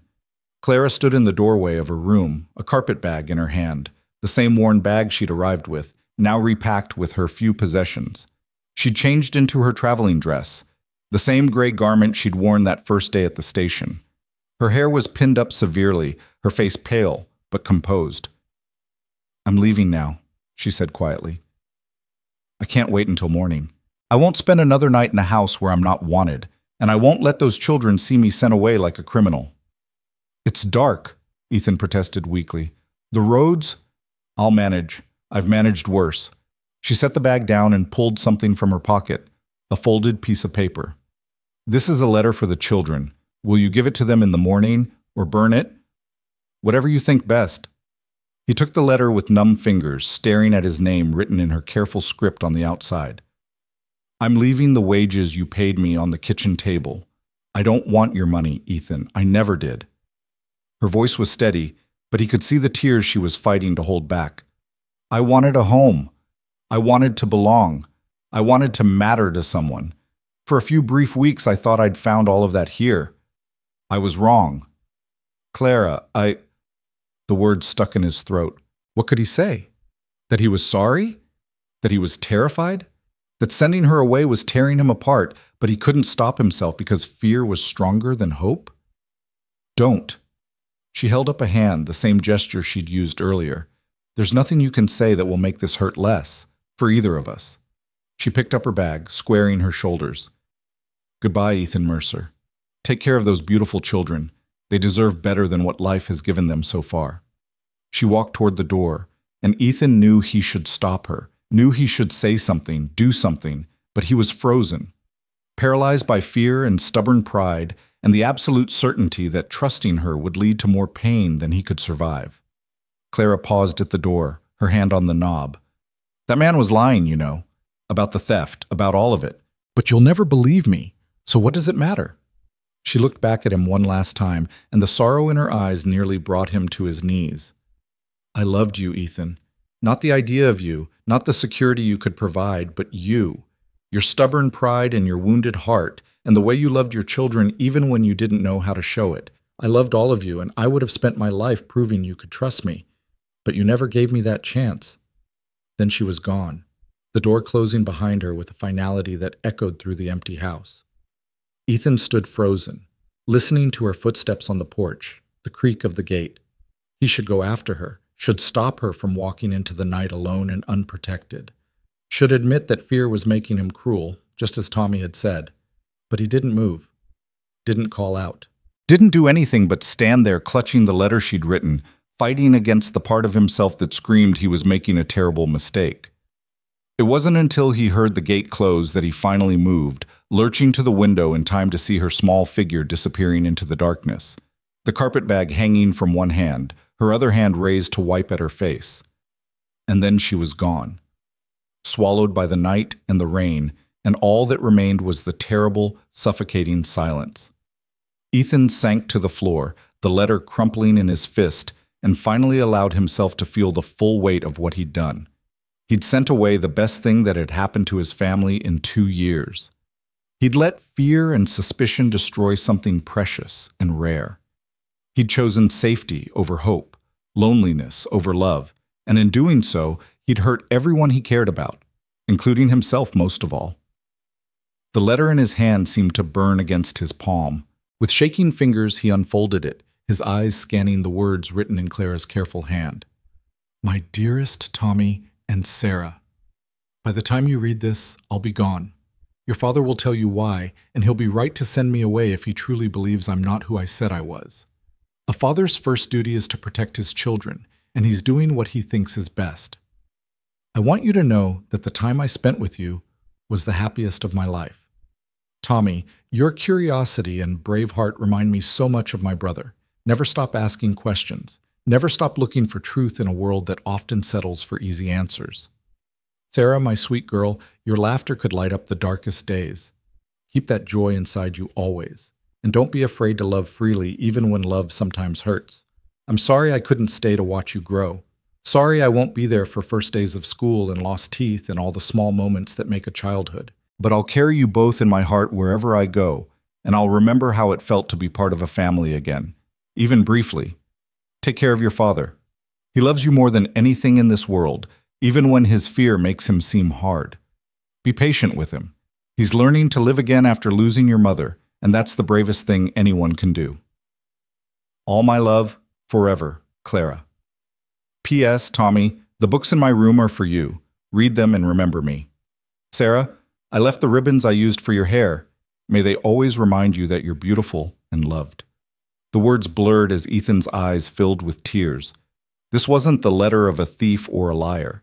This was the letter of a woman who genuinely loved his children, who'd understood them and cared for them and wanted only their happiness even as she left. And he'd sent her away into the night, alone, unprotected, with nothing but a worn carpet bag and a broken heart. What had he done? The question echoed through the empty house, unanswered and unanswerable, as the rain continued to fall and the darkness pressed in from all sides, heavier than it had ever been before. Ethan didn't sleep that night.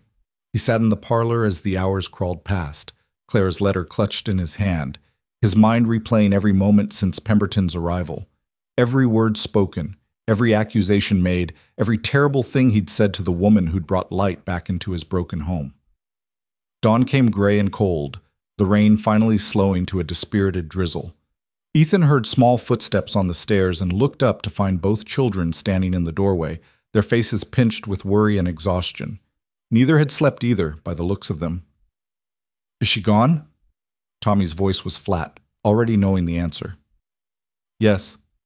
The words scraped Ethan's throat raw. Sarah's lower lip trembled. Forever? I don't know, baby girl. Ethan held out his arms, and both children came to him, climbing into his lap like they hadn't done in months. They were getting too big for this, long-limbed and awkward in their grief, but he held them anyway, breathing in the scent of their hair and trying to find words that would make this right. Why did you make her leave? Tommy demanded, his voice muffled against Ethan's chest. What did that man say that made you so angry? Ethan had been dreading this question. How did you explain adult betrayals to children? How did you make them understand suspicion and fear when all they'd known from Clara was kindness? He said Clara lied to us, that she was dismissed from her last position for stealing, not for the reason she told us. Even saying it out loud made Ethan feel sick. He had papers, documentation. Did you ask Clara if it was true? Tommy pulled back to look at his father directly. Did you let her explain? She said the man was lying, but you didn't believe her. Tommy's voice carried an edge of disappointment that cut deeper than anger could have. You believed a stranger instead of someone who's taken care of us for weeks, someone who loved us. It's not that simple, son. I have to protect you both. If there was even a chance she was lying, that she might hurt you. She already hurt us. Sarah's voice rose to a wail. She hurt us by leaving. You made her go away, and now my heart hurts, Papa. The simple, devastating truth of it knocked the breath from Ethan's lungs. In trying to protect his children from potential harm, he'd inflicted certain harm. They were crying for Clara, the way they'd cried for Margaret, and he'd caused it. He'd chosen suspicion over trust, fear over hope, and his children were paying the price. I'm sorry, he whispered, holding them tighter. I'm so sorry. Being sorry doesn't bring her back, Tommy said, his child's wisdom cutting straight to the heart of things. You have to go get her, Papa.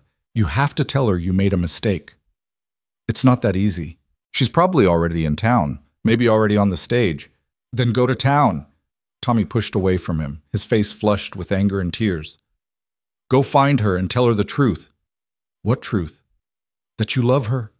The boy's voice cracked.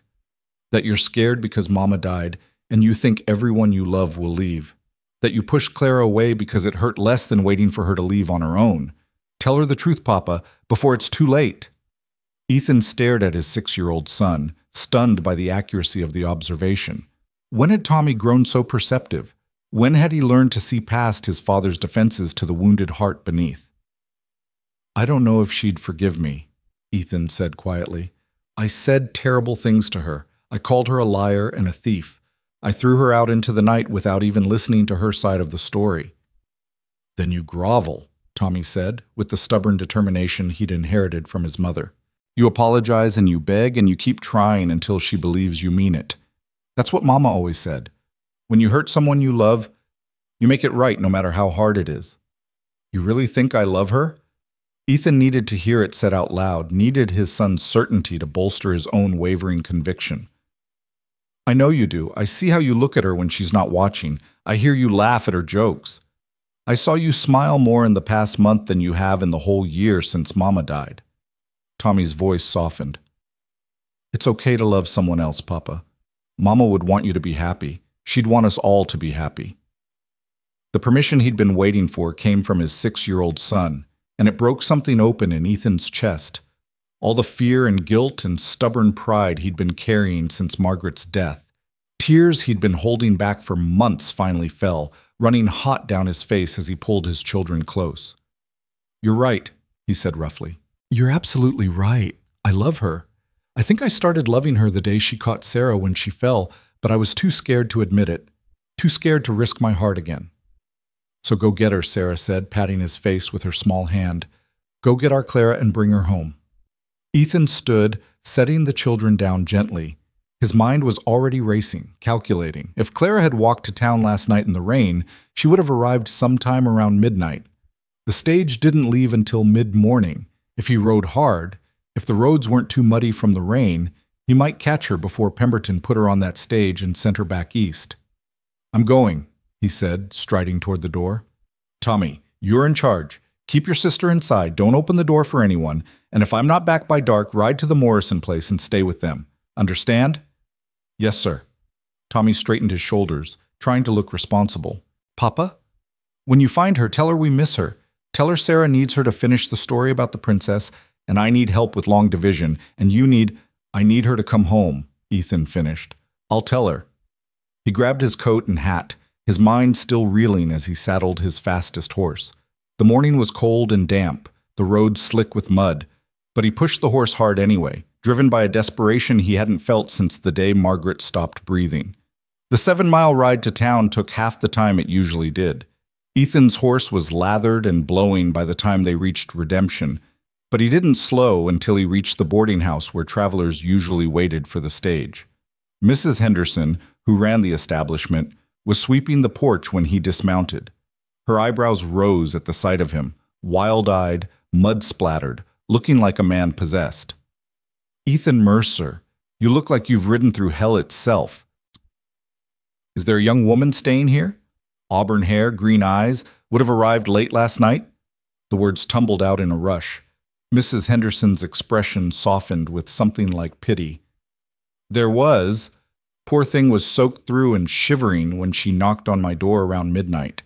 I gave her a room and some hot tea, tried to get her to talk, but she just thanked me and went straight to bed. Is she still here? Please tell me she's still here. No, hun, that registry agent came for her first thing this morning. They're over at the general store now, waiting for the stage. Should be here any... Ethan didn't wait to hear the rest. He was already running toward the general store, his boots splashing through puddles, his heart hammering against his ribs.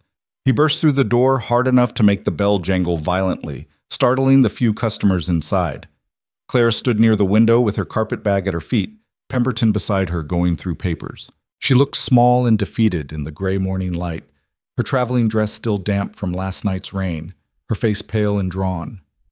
When she looked up at his entrance, her eyes widened with something that might have been hope before it shuttered closed behind walls of self-protection. Mr. Mercer.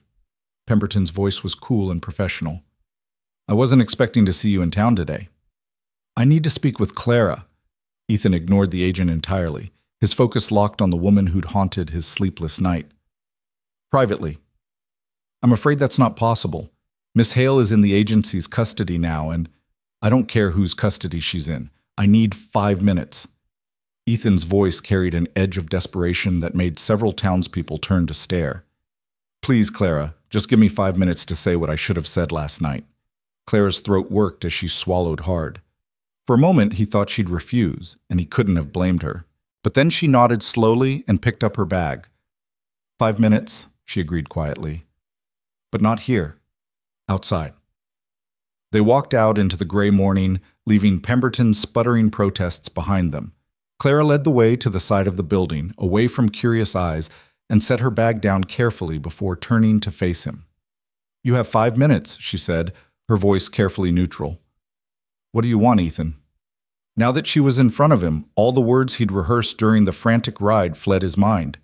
He stood there staring at her, at the shadows under her eyes that matched his own, at the rigid set of her shoulders, at the way she held herself together through sheer force of will, despite the devastation visible in her eyes. I was wrong, he finally managed, about everything. I should have listened to you, should have given you a chance to defend yourself instead of believing the worst.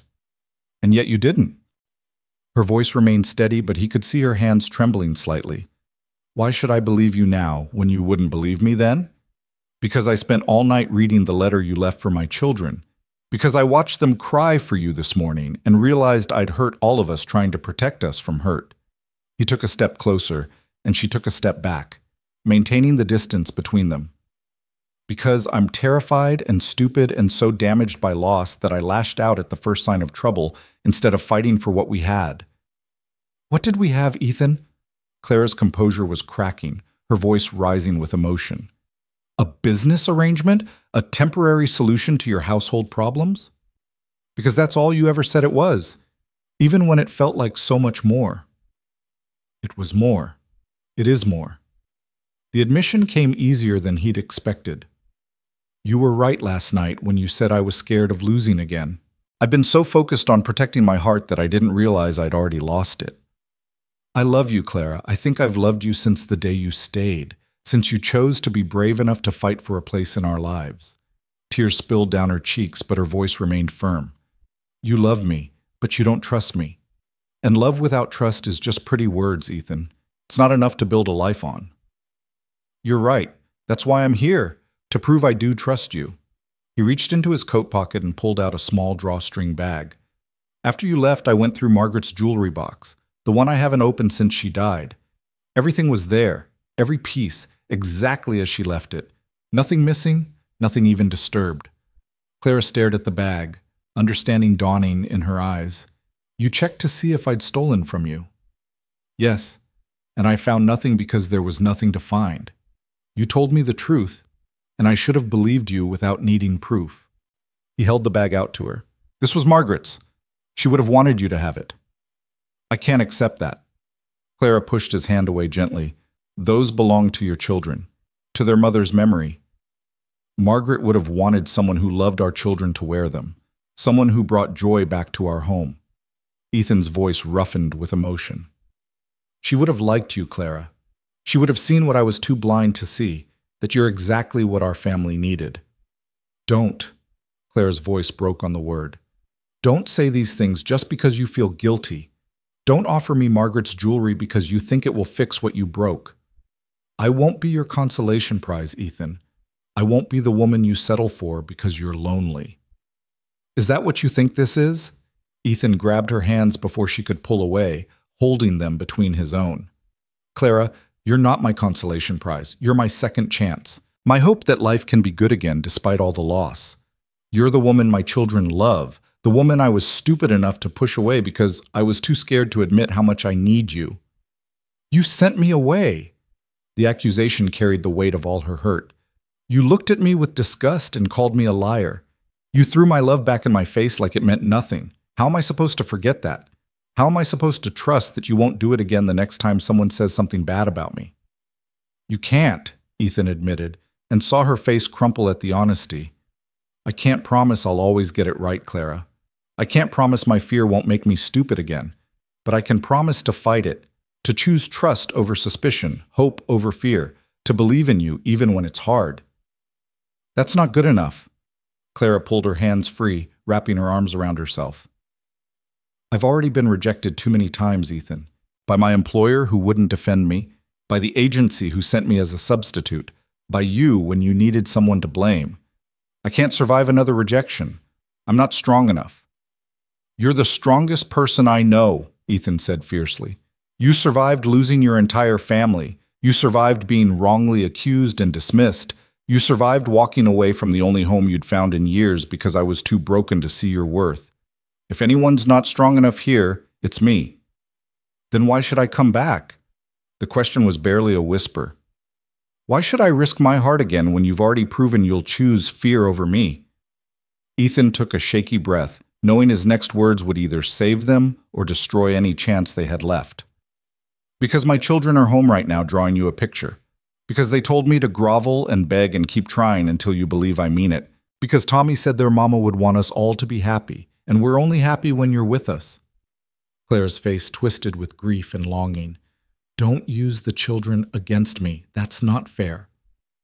Nothing about this is fair. It's not fair that you lost your family. It's not fair that I lost my wife. It's not fair that we found each other at all when we were both so broken. He reached into his other pocket and pulled out a small wooden box. But here we are anyway, and I'm asking you to take another risk, to give me one more chance to prove I can be the man you deserve. What's that?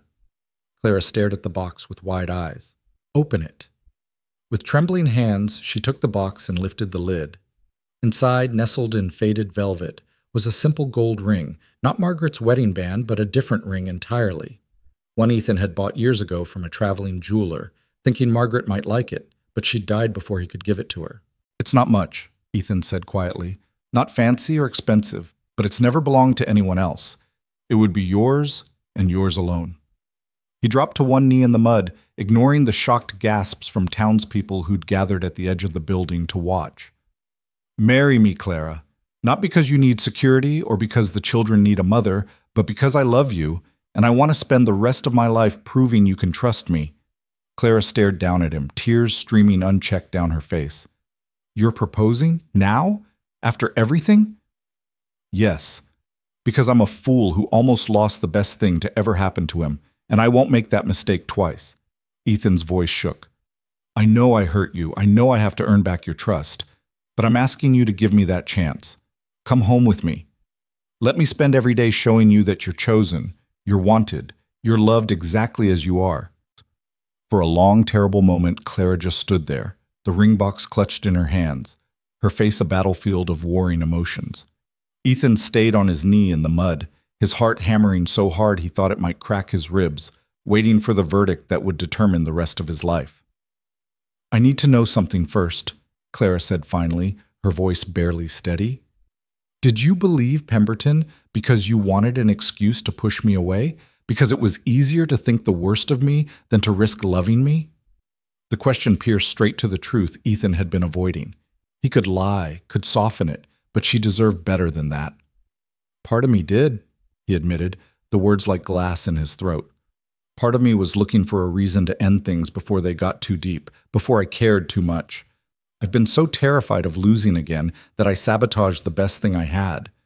He met her eyes directly, letting her see all his broken pieces. But that's on me, Clara. That's my damage, my cowardice. And I swear to you, I will spend the rest of my life fighting that fear instead of letting it destroy us. How do I know you won't do it again? The question held all her accumulated pain. How do I know that next time something goes wrong, you won't throw me away like yesterday's trash? You don't know. You have to trust me, the same way I should have trusted you. Ethan held out his hand, palm up, an offering and a plea. I'm asking you to be braver than I was, to take a leap of faith even though I gave you every reason not to. And I know that's asking too much, but I'm asking anyway because the alternative is losing you, and I can't do that. I won't survive it. Clara looked at his outstretched hand, at the ring still in the box, at the man kneeling in the mud before her with his heart laid bare. When she finally spoke, her voice was thick with tears. I told you once that I came west looking for something real, something that mattered. She wiped at her eyes with the back of her hand. I found it with you and those children. I found a home and a purpose, and love that made me feel alive for the first time in years. And then you took it away. I know. And I'll regret that for the rest of my life. Ethan's voice broke. But I'm begging you, Clara, don't let my mistake be the end of our story. Let it be the middle, the hard part we have to get through to reach something better. You really think we can get through this? Hope and fear warred in her eyes. You think we can build something real from this much broken? I know we can, because you're not a quitter, and neither am I. Because those kids at home need both of us. Because love doesn't mean never making mistakes. It means choosing to forgive them and try again. He gestured to the ring. So what do you say? Will you marry me and let me spend my life making this right? Clara looked down at the ring, then back at Ethan, then at the small crowd of onlookers who'd gathered to witness this spectacle. Mrs. Abernathy from the general store was dabbing at her eyes with her apron. Old Bill Morrison was grinning like a fool. Even Pemberton had emerged from the store, his professional detachment cracking around the edges. If I say yes, Clara said slowly, I need you to promise me something. Anything. Promise me that when you're scared, when you want to push me away, you'll talk to me instead. Promise me you'll let me in instead of shutting me out. Her voice strengthened. Promise me that our marriage will be built on truth, even when the truth is hard, even when it's I'm terrified or I don't know how to do this. I need honesty more than I need perfection, Ethan. I promise. He said it without hesitation. No more walls, no more running. When I'm scared, I'll tell you. When I mess up, I'll own it. And when you need reassurance that you're chosen and wanted and loved, I'll give it to you every single day for the rest of our lives. Clara's face softened, and Ethan saw the exact moment her decision crystallized. She knelt down in the mud beside him, heedless of her dress, and took his face between her hands. Then yes, she whispered. Yes, I'll marry you, not because I'm desperate or because I have nowhere else to go, but because I love you. Because I love those children. Because I believe in second chances and the possibility of healing even the deepest wounds. Ethan's hands came up to cover hers, and he leaned forward until their foreheads touched. Thank you, he breathed. Thank you for being brave enough to say yes when I gave you every reason to say no. Don't make me regret it, Clara said, but there was a tremulous smile playing at her lips now. I won't. I swear I won't. He pulled back just enough to take the ring from the box and slip it onto her finger. It fit perfectly, as if it had been waiting all these years for her hand specifically. There. Now you're mine, and I'm yours, and no registry agent can change that. Speaking of which, Clara glanced over her shoulder at Pemberton, who looked thoroughly confused by this turn of events. What about him? Ethan stood and helped Clara to her feet, keeping her hand firmly in his. They approached Pemberton together, united now in a way they hadn't been before. Mr. Pemberton, Ethan said with more confidence than he'd felt in days, I'm afraid there's been a misunderstanding. Miss Hale won't be returning east after all. She's staying here as my fiancée, and will be married as soon as arrangements can be made. Pemberton's eyebrows climbed toward his hairline. Mr. Mercer, I must caution you against hasty decisions. The documentation I showed you clearly indicated your documentation was falsified, Clara interrupted, her voice steady and sure now. Charles DeWitt is a bitter, vengeful man who couldn't stand being rejected.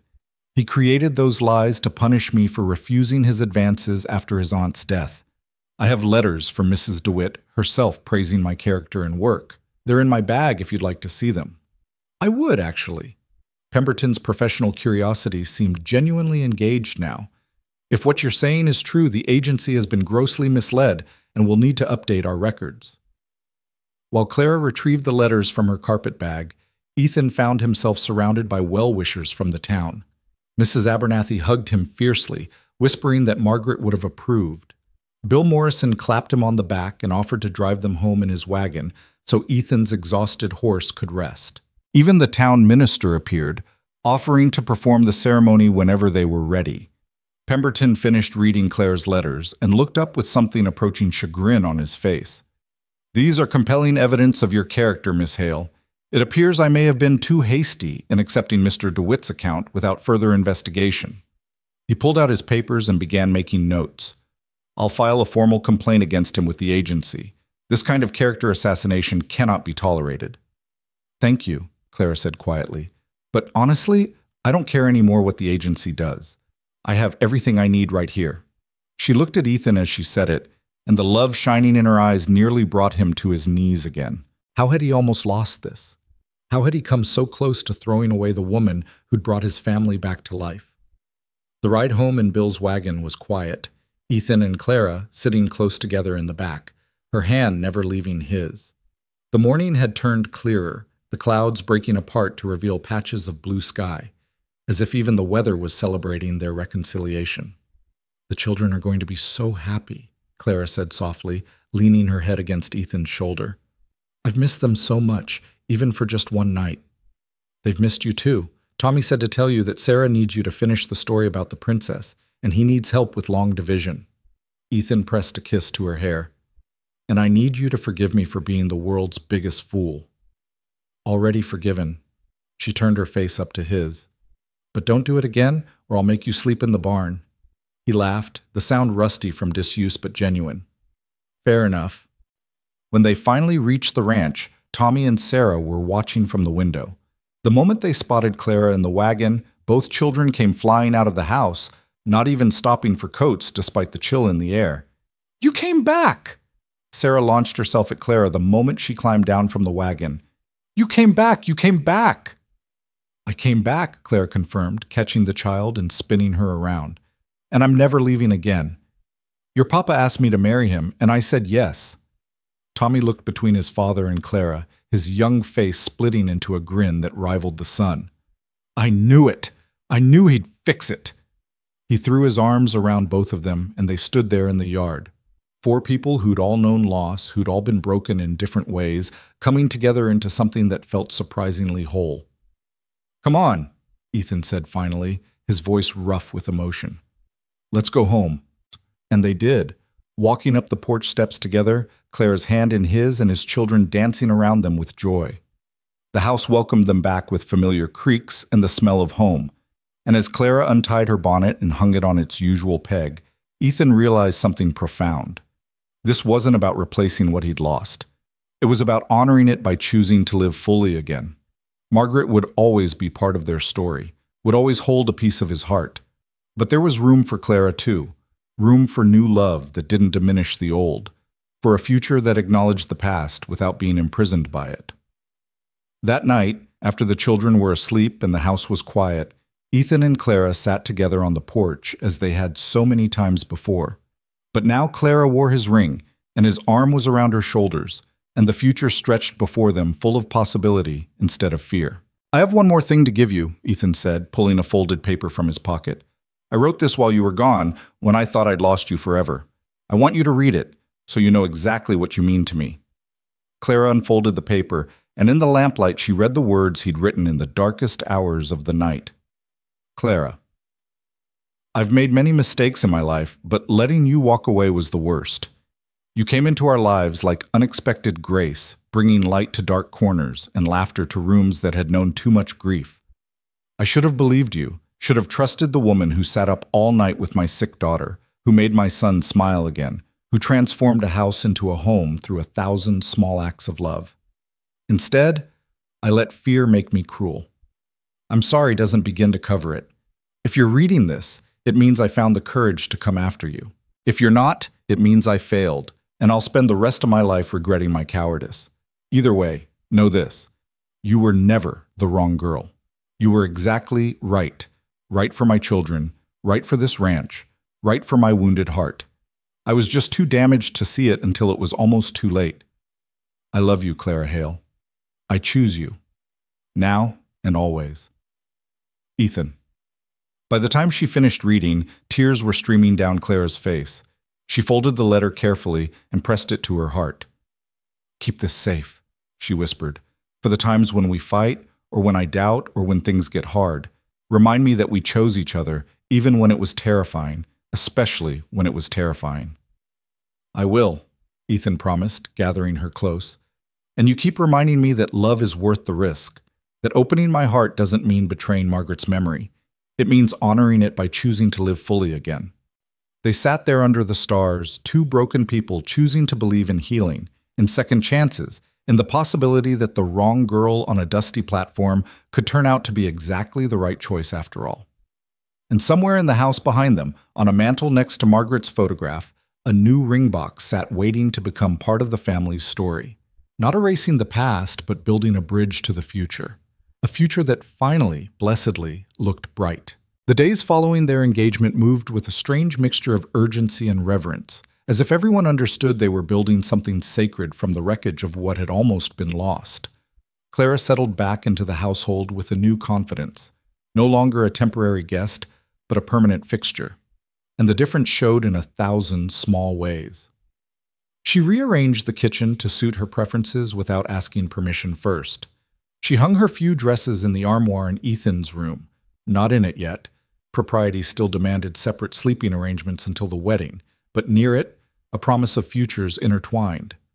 She disciplined the children when they needed it, making decisions about their care without deferring to Ethan first, because she was their mother now, in all but name.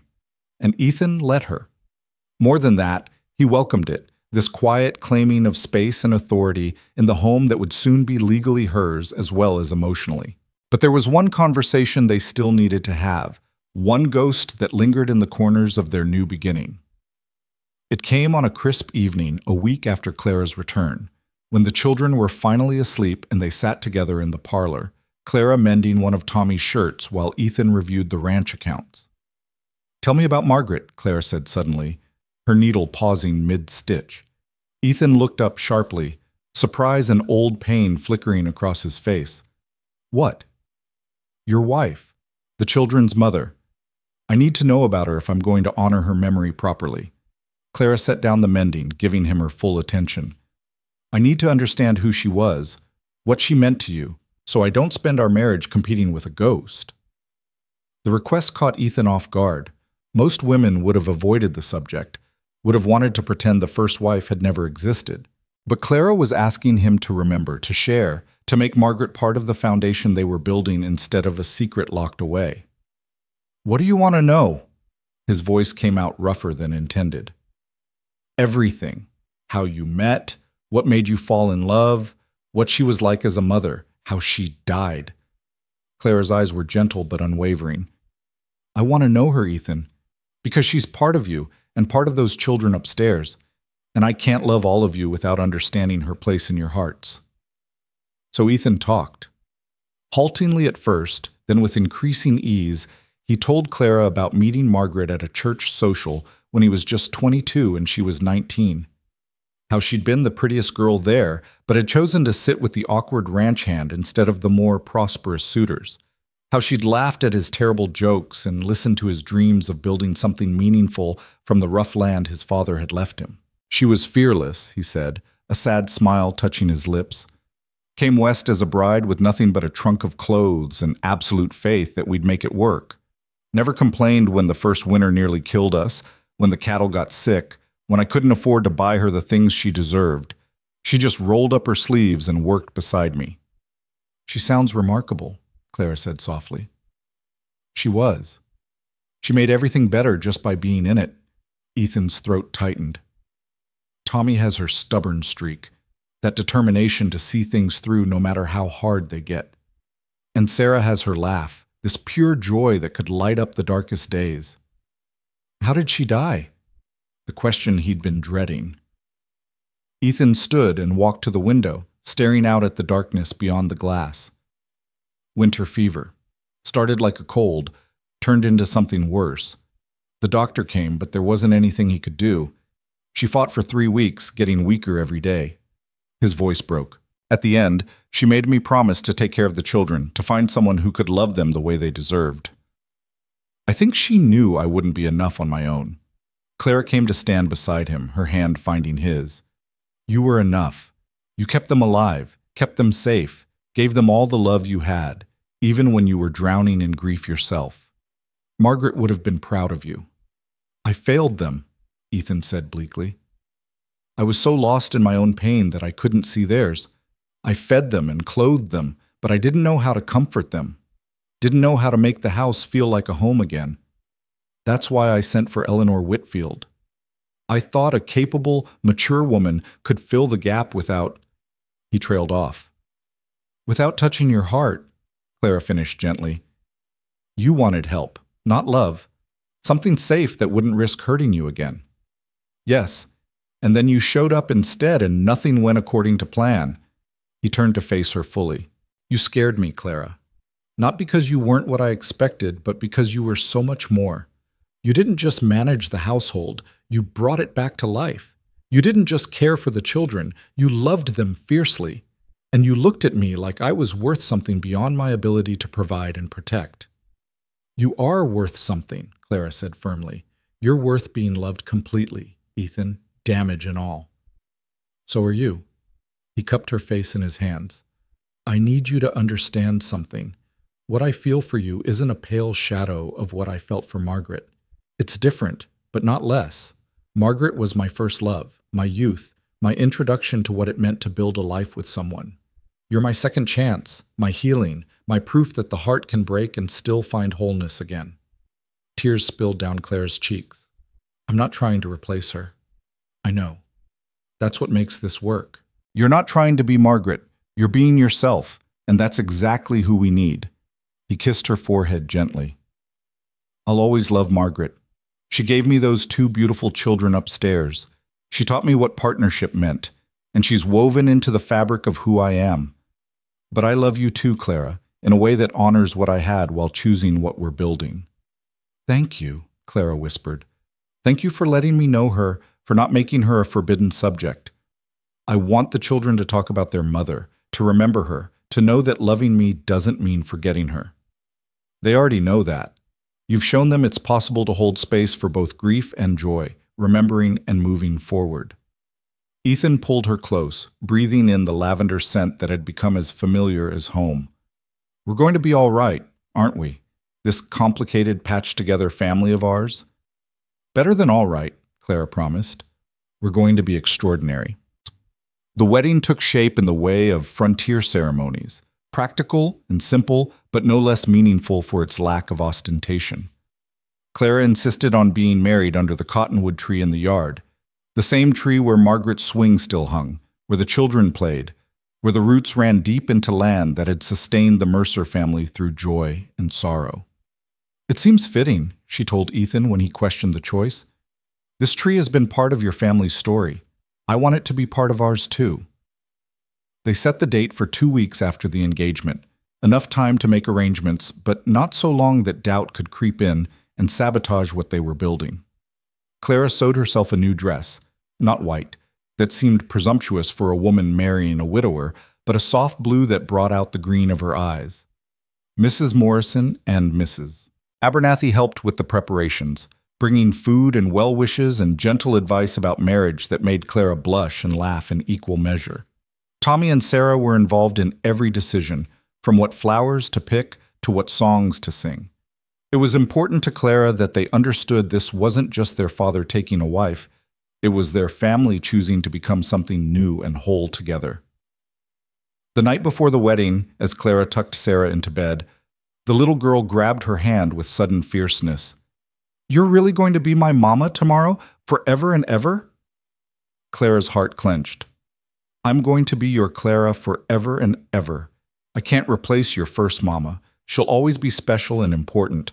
But I'll love you and take care of you and be here for all the things you need a mother for. Is that all right? Sarah considered this seriously. Can I call you Mama, or would that make Papa sad? Why don't you ask him? Clara suggested gently. So they went downstairs together, finding Ethan and Tommy in the parlor. Sarah climbed into her father's lap with the gravity of someone with an important question. Papa, when Clara marries you tomorrow, can I call her Mama? Or should I keep calling her Miss Clara? The room went very quiet. Ethan looked at Clara over Sarah's head, and she saw the war of emotions in his eyes, love for Margaret's memory tangled with hope for their future. What do you think, sweetheart? Ethan asked his daughter carefully. What feels right to you? I think she's going to be my mama, Sarah said with a child's perfect logic. She makes me breakfast and braids my hair and kisses my owies better and loves me. That's what mamas do. But I don't want you to be sad about my first mama. Oh, baby girl. Ethan's voice was thick with emotion. Your first mama would want you to have someone to call mama. She'd be happy you have someone who loves you so much. And it doesn't make me sad. It makes me grateful that you have Clara." Sarah turned to look at Clara with those solemn blue eyes. "Then I'm going to call you Mama, if that's okay." "It's more than okay," Clara managed around the lump in her throat. "It's the greatest honor you could give me." Tommy had been quiet through this exchange, his expression thoughtful. Now he spoke up, his voice tentative. "I remember my first mama better than Sarah does.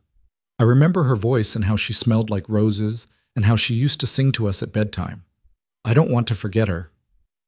"You won't forget her," Clara assured him, kneeling beside Ethan's chair to be at eye level with the boy. "And you don't have to call me Mama if it doesn't feel right. You can call me Clara, or you can wait until you're ready, or you can choose something else entirely, whatever feels true to you."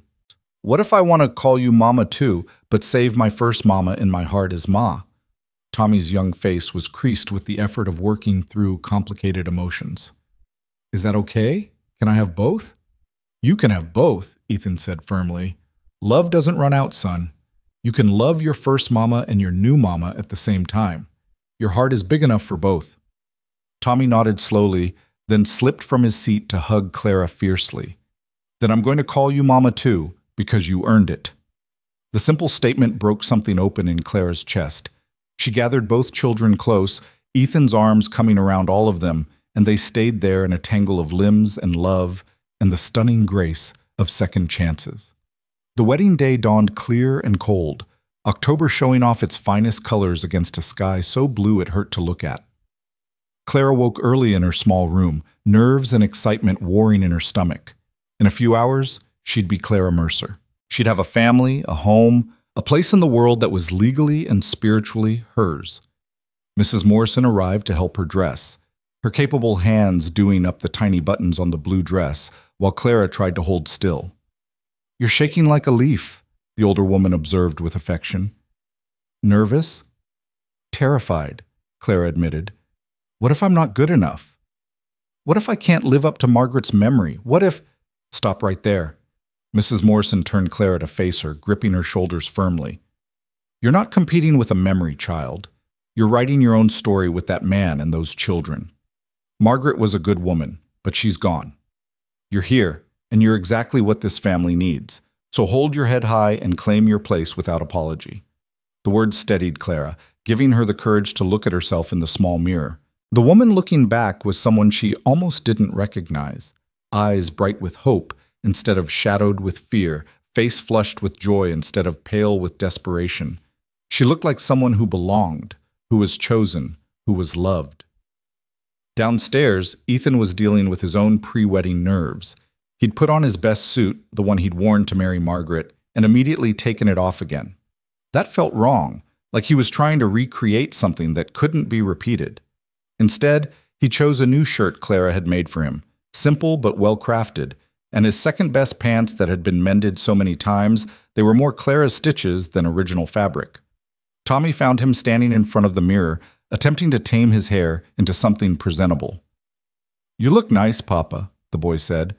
"Mama would have liked Clara's shirt." "Which Mama?" Ethan asked gently, wanting to be clear. "Both of them," Tommy said with simple confidence.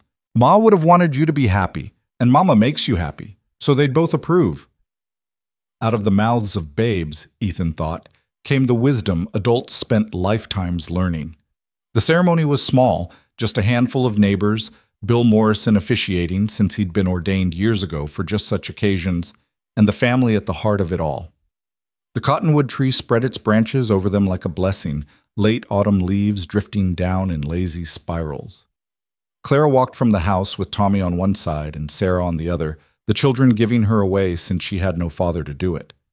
She'd pinned her hair up with Margaret's combs, a gift from Ethan that morning, along with a note that said simply, "She'd want you to wear them, so do I." When Ethan saw her coming toward him, the whole world seemed to narrow to just her face, the determination in her eyes, the slight trembling of her hands, the smile that was equal parts nervous and radiant. This woman who'd come to him by mistake, who'd stayed through fear and doubt, who'd loved his children when they were strangers and loved him when he'd given her every reason not to. Bill Morrison cleared his throat, bringing the small gathering to attention. We're here to witness the joining of Ethan Mercer and Clara Hale in marriage. Now, I could give you some long speech about duty and commitment, but I think these two have already learned those lessons the hard way. Bill's eyes twinkled. Instead, I'm going to say this. Marriage is choosing each other every day, even on the days when it's hard, especially on those days. It's building something together from whatever materials you have, sometimes fine lumber, sometimes scraps and hope, and stubborn determination. He looked at Ethan and Clara directly. You've both known loss. You both carry scars. But you're choosing to believe that broken things can still make something beautiful when fitted together with care. That's not just marriage. That's faith. Ethan took Clara's hands, feeling them trembling slightly in his. His voice was steady when he spoke, the words coming from someplace deep and true. Clara, I'm not the easiest man to love. I'm stubborn and damaged, and I'll probably make mistakes that'll have you questioning this decision. A ripple of gentle laughter went through the small crowd, but I promise you this, I'll choose you every morning when I wake up and every evening when I come home. I'll trust you even when fear tells me not to. I'll believe in us even when the world says we're crazy to try. You're my second chance at love, at life, at being the man I want to be, and I'll spend every day earning the gift of your presence in my life. Clara's eyes were bright with tears. When she spoke, her voice carried clear and strong across the yard. Ethan, I came to your door a stranger, desperate and alone. You gave me shelter when you could have turned me away. You gave me a chance when I'd been told I wasn't worthy. And when you made a mistake, you found the courage to admit it and fight for us. She squeezed his hands. I promise to be patient with your fears, because I understand them. I promise to love your children as my own, because they already are. I promise to build a home with you that honors the past while embracing the future. You're not my second choice or my consolation prize. You're my answered prayer, my unexpected grace, my proof that hope is worth holding on to even in the darkest times. Bill Morrison smiled. Do you have rings? Ethan pulled out the simple gold band he'd bought for Clara, a match to the engagement ring that already graced her finger. As he slipped it on, he spoke the traditional words with entirely personal meaning. With this ring, I thee wed. All that I have, all that I am, I give to you. Clara's hands shook as she placed a band on Ethan's finger. She'd traded her mother's locket for it, the last valuable thing she owned, and didn't regret the sacrifice for a moment. With this ring, I thee wed. All that I have, all that I am, I give to you. Then by the power vested in me by the territory of Wyoming and the sheer stubbornness of love itself, I pronounce you husband and wife. Bill's voice carried warmth and humor. Ethan, you may kiss your bride. Ethan cupped Clara's face in his hands, his thumbs brushing away the tears that spilled down her cheeks. The kiss was gentle, almost reverent, a promise and a beginning wrapped into one tender moment. Around them, their neighbors applauded, but the sound seemed distant compared to the thundering of Ethan's heart, the certainty that he'd just made the best decision of his life. When they finally pulled apart, Sarah tugged on Clara's skirt. Are you really our mama now? Official and everything? Official and everything, Clara confirmed, scooping the child into her arms. Good. Sarah wrapped her arms around Clara's neck and squeezed tight. I love you, Mama. The word, said freely, joyfully, without reservation, made Clara's throat close with emotion. I love you too, sweetheart. More than you'll ever know. The celebration that followed was simple but joyful. Neighbors had brought food and tables were set up under the cottonwood tree. There was music from Bill Morrison's fiddle and dancing that turned the yard into a place of laughter and community. Tommy and Sarah ran wild with the other children, their joy infectious, while Ethan and Clara moved through the gathering accepting congratulations and well wishes. Mrs. Abernathy pulled Clara aside at one point, her eyes suspiciously bright. I owe you an apology, the older woman said quietly. I was one of the ones gossiping about you being here, suggesting impropriety. I was wrong. You're exactly what this family needed, and Ethan Mercer is a lucky man. Thank you, Clara said, squeezing the woman's hand. That means more than you know. As the afternoon stretched toward evening, Ethan found Clara standing slightly apart from the celebration, looking out over the land that was now hers as much as his. He came up behind her, wrapping his arms around her waist and resting his chin on her shoulder. "Having second thoughts, Mrs. Mercer?" She leaned back into his embrace, savoring the rightness of it. "Not a single one. I was just thinking about how far I've come. 2 months ago, I was stepping off that stagecoach terrified and alone, certain I'd made a terrible mistake. And now you're home," Ethan finished. "Yes." Clara turned in his arms to face him. "I'm home. Not because of the land or the house, but because of you and Tommy and Sarah. You're my home, Ethan. Wherever you are, that's where I belong." "Then I better make sure I never leave," he said, kissing her softly. "Because I can't imagine this life without you in it anymore. You've become essential, like air or water, or the sun rising every morning." As twilight painted the sky in shades of pink and gold, the celebration began to wind down. Neighbors said their goodbyes, leaving small gifts and final congratulations. Bill Morrison was the last to go, clasping Ethan's hand firmly. "Take care of that wife of yours. She's special." "I know," Ethan said. "Believe me, I know." When everyone was finally gone and the children were reluctantly sent to bed, despite their protests that they weren't tired, Ethan and Clara found themselves alone for the first time as husband and wife. They stood together on the porch, watching stars emerge in the darkening sky, comfortable in the silence that had become their own private language. "What are you thinking?" Clara asked eventually. "That I ordered wrong," Ethan said, and felt her stiffen in his arms. He quickly continued. "The agency sent me someone mature and experienced and practical, everything I thought I needed. Instead, they sent me you. Young and brave and full of so much love you didn't know what to do with it. And you were absolutely, perfectly right." Clara relaxed, a smile curving her lips. "So when I cried on that platform that you'd ordered the wrong girl, I was lying when I said no." Ethan tightened his arms around her. "I wasn't lying that I ordered right. I just didn't know it yet. I'd ordered right without even realizing it because something bigger than both of us knew exactly what this family needed." "And what did we need?" Clara turned to look up at him, her face soft in the starlight. "We needed someone who'd been broken too. Someone who understood loss and fear but chose hope anyway. Someone brave enough to fight for love even when it was terrified. We needed you, Clara, exactly as you are." He paused, emotion thickening his voice. "I told you that day at the station that I'd ordered right. I had no idea how true that was." Clara reached up to touch his face, tracing the lines that grief and hard living had carved there. "And I thought I was a mistake, a last-minute substitute, a consolation prize. I thought I'd have to prove my worth every single day." "You did prove it, but not because you had to, because you couldn't help being exactly who you are. Generous and kind and so full of love that it spilled over onto all of us." Ethan captured her hand, pressing a kiss to her palm.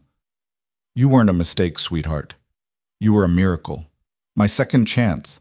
My proof that life can be good again, even after unimaginable loss." "We're both second chances," Clara said softly. "You gave me a home when I had nowhere to go. You gave me a family when I'd lost everyone I loved. You gave me a reason to hope again."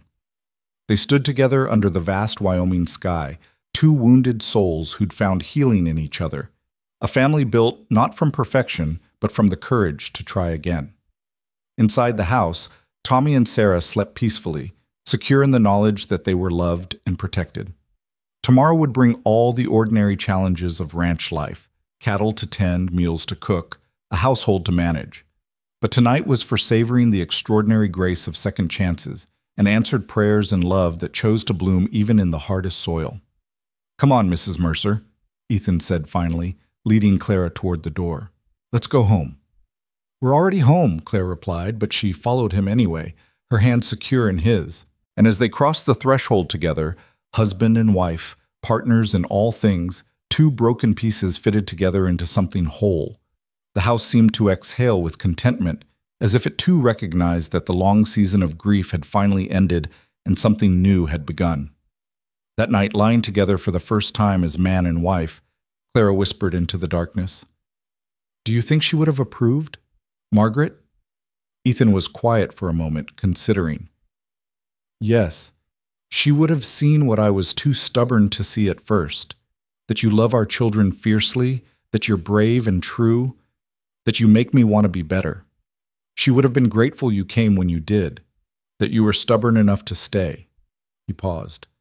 "And I think she'd be at peace knowing the children have a mother who loves them and a father who's finally learning to live again instead of just surviving." "Thank you," Clara breathed, "for letting her be part of our story instead of a secret we can't speak of, for understanding that I'm not trying to erase her." "You couldn't erase her if you tried. She's woven into this family's fabric." Ethan pulled Clara closer. "But so are you now, and that's exactly how it should be." They drifted towards sleep, wrapped in each other, the future stretching before them uncertain but no longer frightening. Whatever came, hard winters, difficult harvests, the inevitable struggles of life on the frontier, they would face it together, this patchwork family built from loss and hope and the stubborn determination to believe in love even when it seemed impossible. 3 days later, a letter arrived from the Western Matrimonial Agency. Clara opened it with trembling hands, Ethan reading over her shoulder. "Dear Mr. Mercer and Miss Hale, following our investigation into the allegations made by Mr. Charles DeWitt regarding Miss Hale's character, we have determined that said allegations were entirely false and motivated by personal vengeance. Mr. DeWitt has been reported to the appropriate authorities for fraud and character defamation. Furthermore, we have located the original correspondence intended for Mr. Mercer. It appears Mrs. Eleanor Whitfield did indeed fall ill before her scheduled departure. However, the agent who substituted Miss Hale in her place did so without proper authorization and has been dismissed from the agency's employ. That said, after reviewing Miss Hale's references from the late Mrs. Catherine DeWitt and witnessing the outcome of this placement, we cannot help but feel that perhaps some mistakes are meant to be. We wish you both every happiness in your marriage and apologize for the distress our errors may have caused. Respectfully, Howard Pemberton, Senior Agent, Western Matrimonial Agency." Clara read the letter twice, then looked at Ethan with wonder in her eyes. "They admitted they were wrong. He was lying, just like I said." "I know." Ethan took the letter and tossed it into the fire burning in the hearth, watching it curl and blacken. "I believed you before this letter came, but I'm glad you have the satisfaction of being vindicated." "You really believed me? Even without proof?" "I chose to believe you. That's different." He pulled her into his arms. "I chose to trust what I knew of your character over what some stranger claimed. I chose faith over fear, and I'll keep choosing it every day for the rest of our lives." Clara buried her face in his chest, breathing in the scent of leather and wood smoke and home. "I love you, Ethan Mercer." "I love you too, Clara Mercer." He tilted her face up to kiss her. "My perfectly ordered, absolutely right, couldn't have planned it better wife." From the kitchen came the sound of children's laughter, Tommy teaching Sarah some song he'd learned, their voices high and sweet and innocent. The house hummed with life, with love, with the beautiful ordinariness of a family going about their day. And standing there with his wife in his arms and his children's laughter filling the air, Ethan Mercer understood with perfect clarity that the best things in life were often the ones you never planned for. The unexpected graces, the mistakes that turned out to be miracles, the wrong girl who was actually, impossibly, perfectly right. Outside, the prairie stretched vast and golden under the autumn sun. Winter would come soon with its challenges and hardships. But inside the Mercer house, warmth and love would keep the cold at bay, because they'd learned the most important lesson of all, that family wasn't about perfection or replacing what was lost. It was about choosing each other, day after day, broken pieces and all, and building something beautiful from whatever materials you had. As the sun set on another day in Wyoming territory, painting the sky in brilliant oranges and purples, Clara stood at the window watching the light change. Sarah was on her hip, Tommy leaning against her side, and Ethan's arm around her shoulders. A family. Her family. Hard-won and deeply cherished, and absolutely, perfectly hers. "Mama?" Sarah's small voice broke the comfortable silence.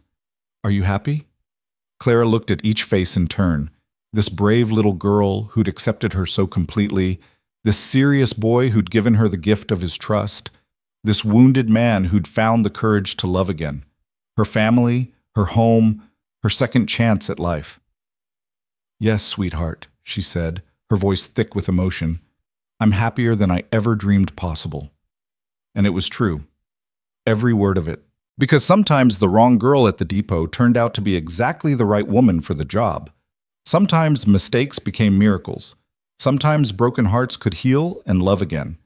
Sometimes, despite all the odds and all the obstacles, hope won. And that was the greatest gift of all. Years later, when Tommy and Sarah were grown with children of their own, they would tell the story of how their father almost sent their mother away. How fear nearly destroyed the family before it fully formed. How love and courage and second chances had brought them all together under that cottonwood tree. And they would end the story the same way every time. She cried that Papa ordered the wrong girl, but he smiled and said, "No, I ordered right." And he had. He just didn't know it yet. The end.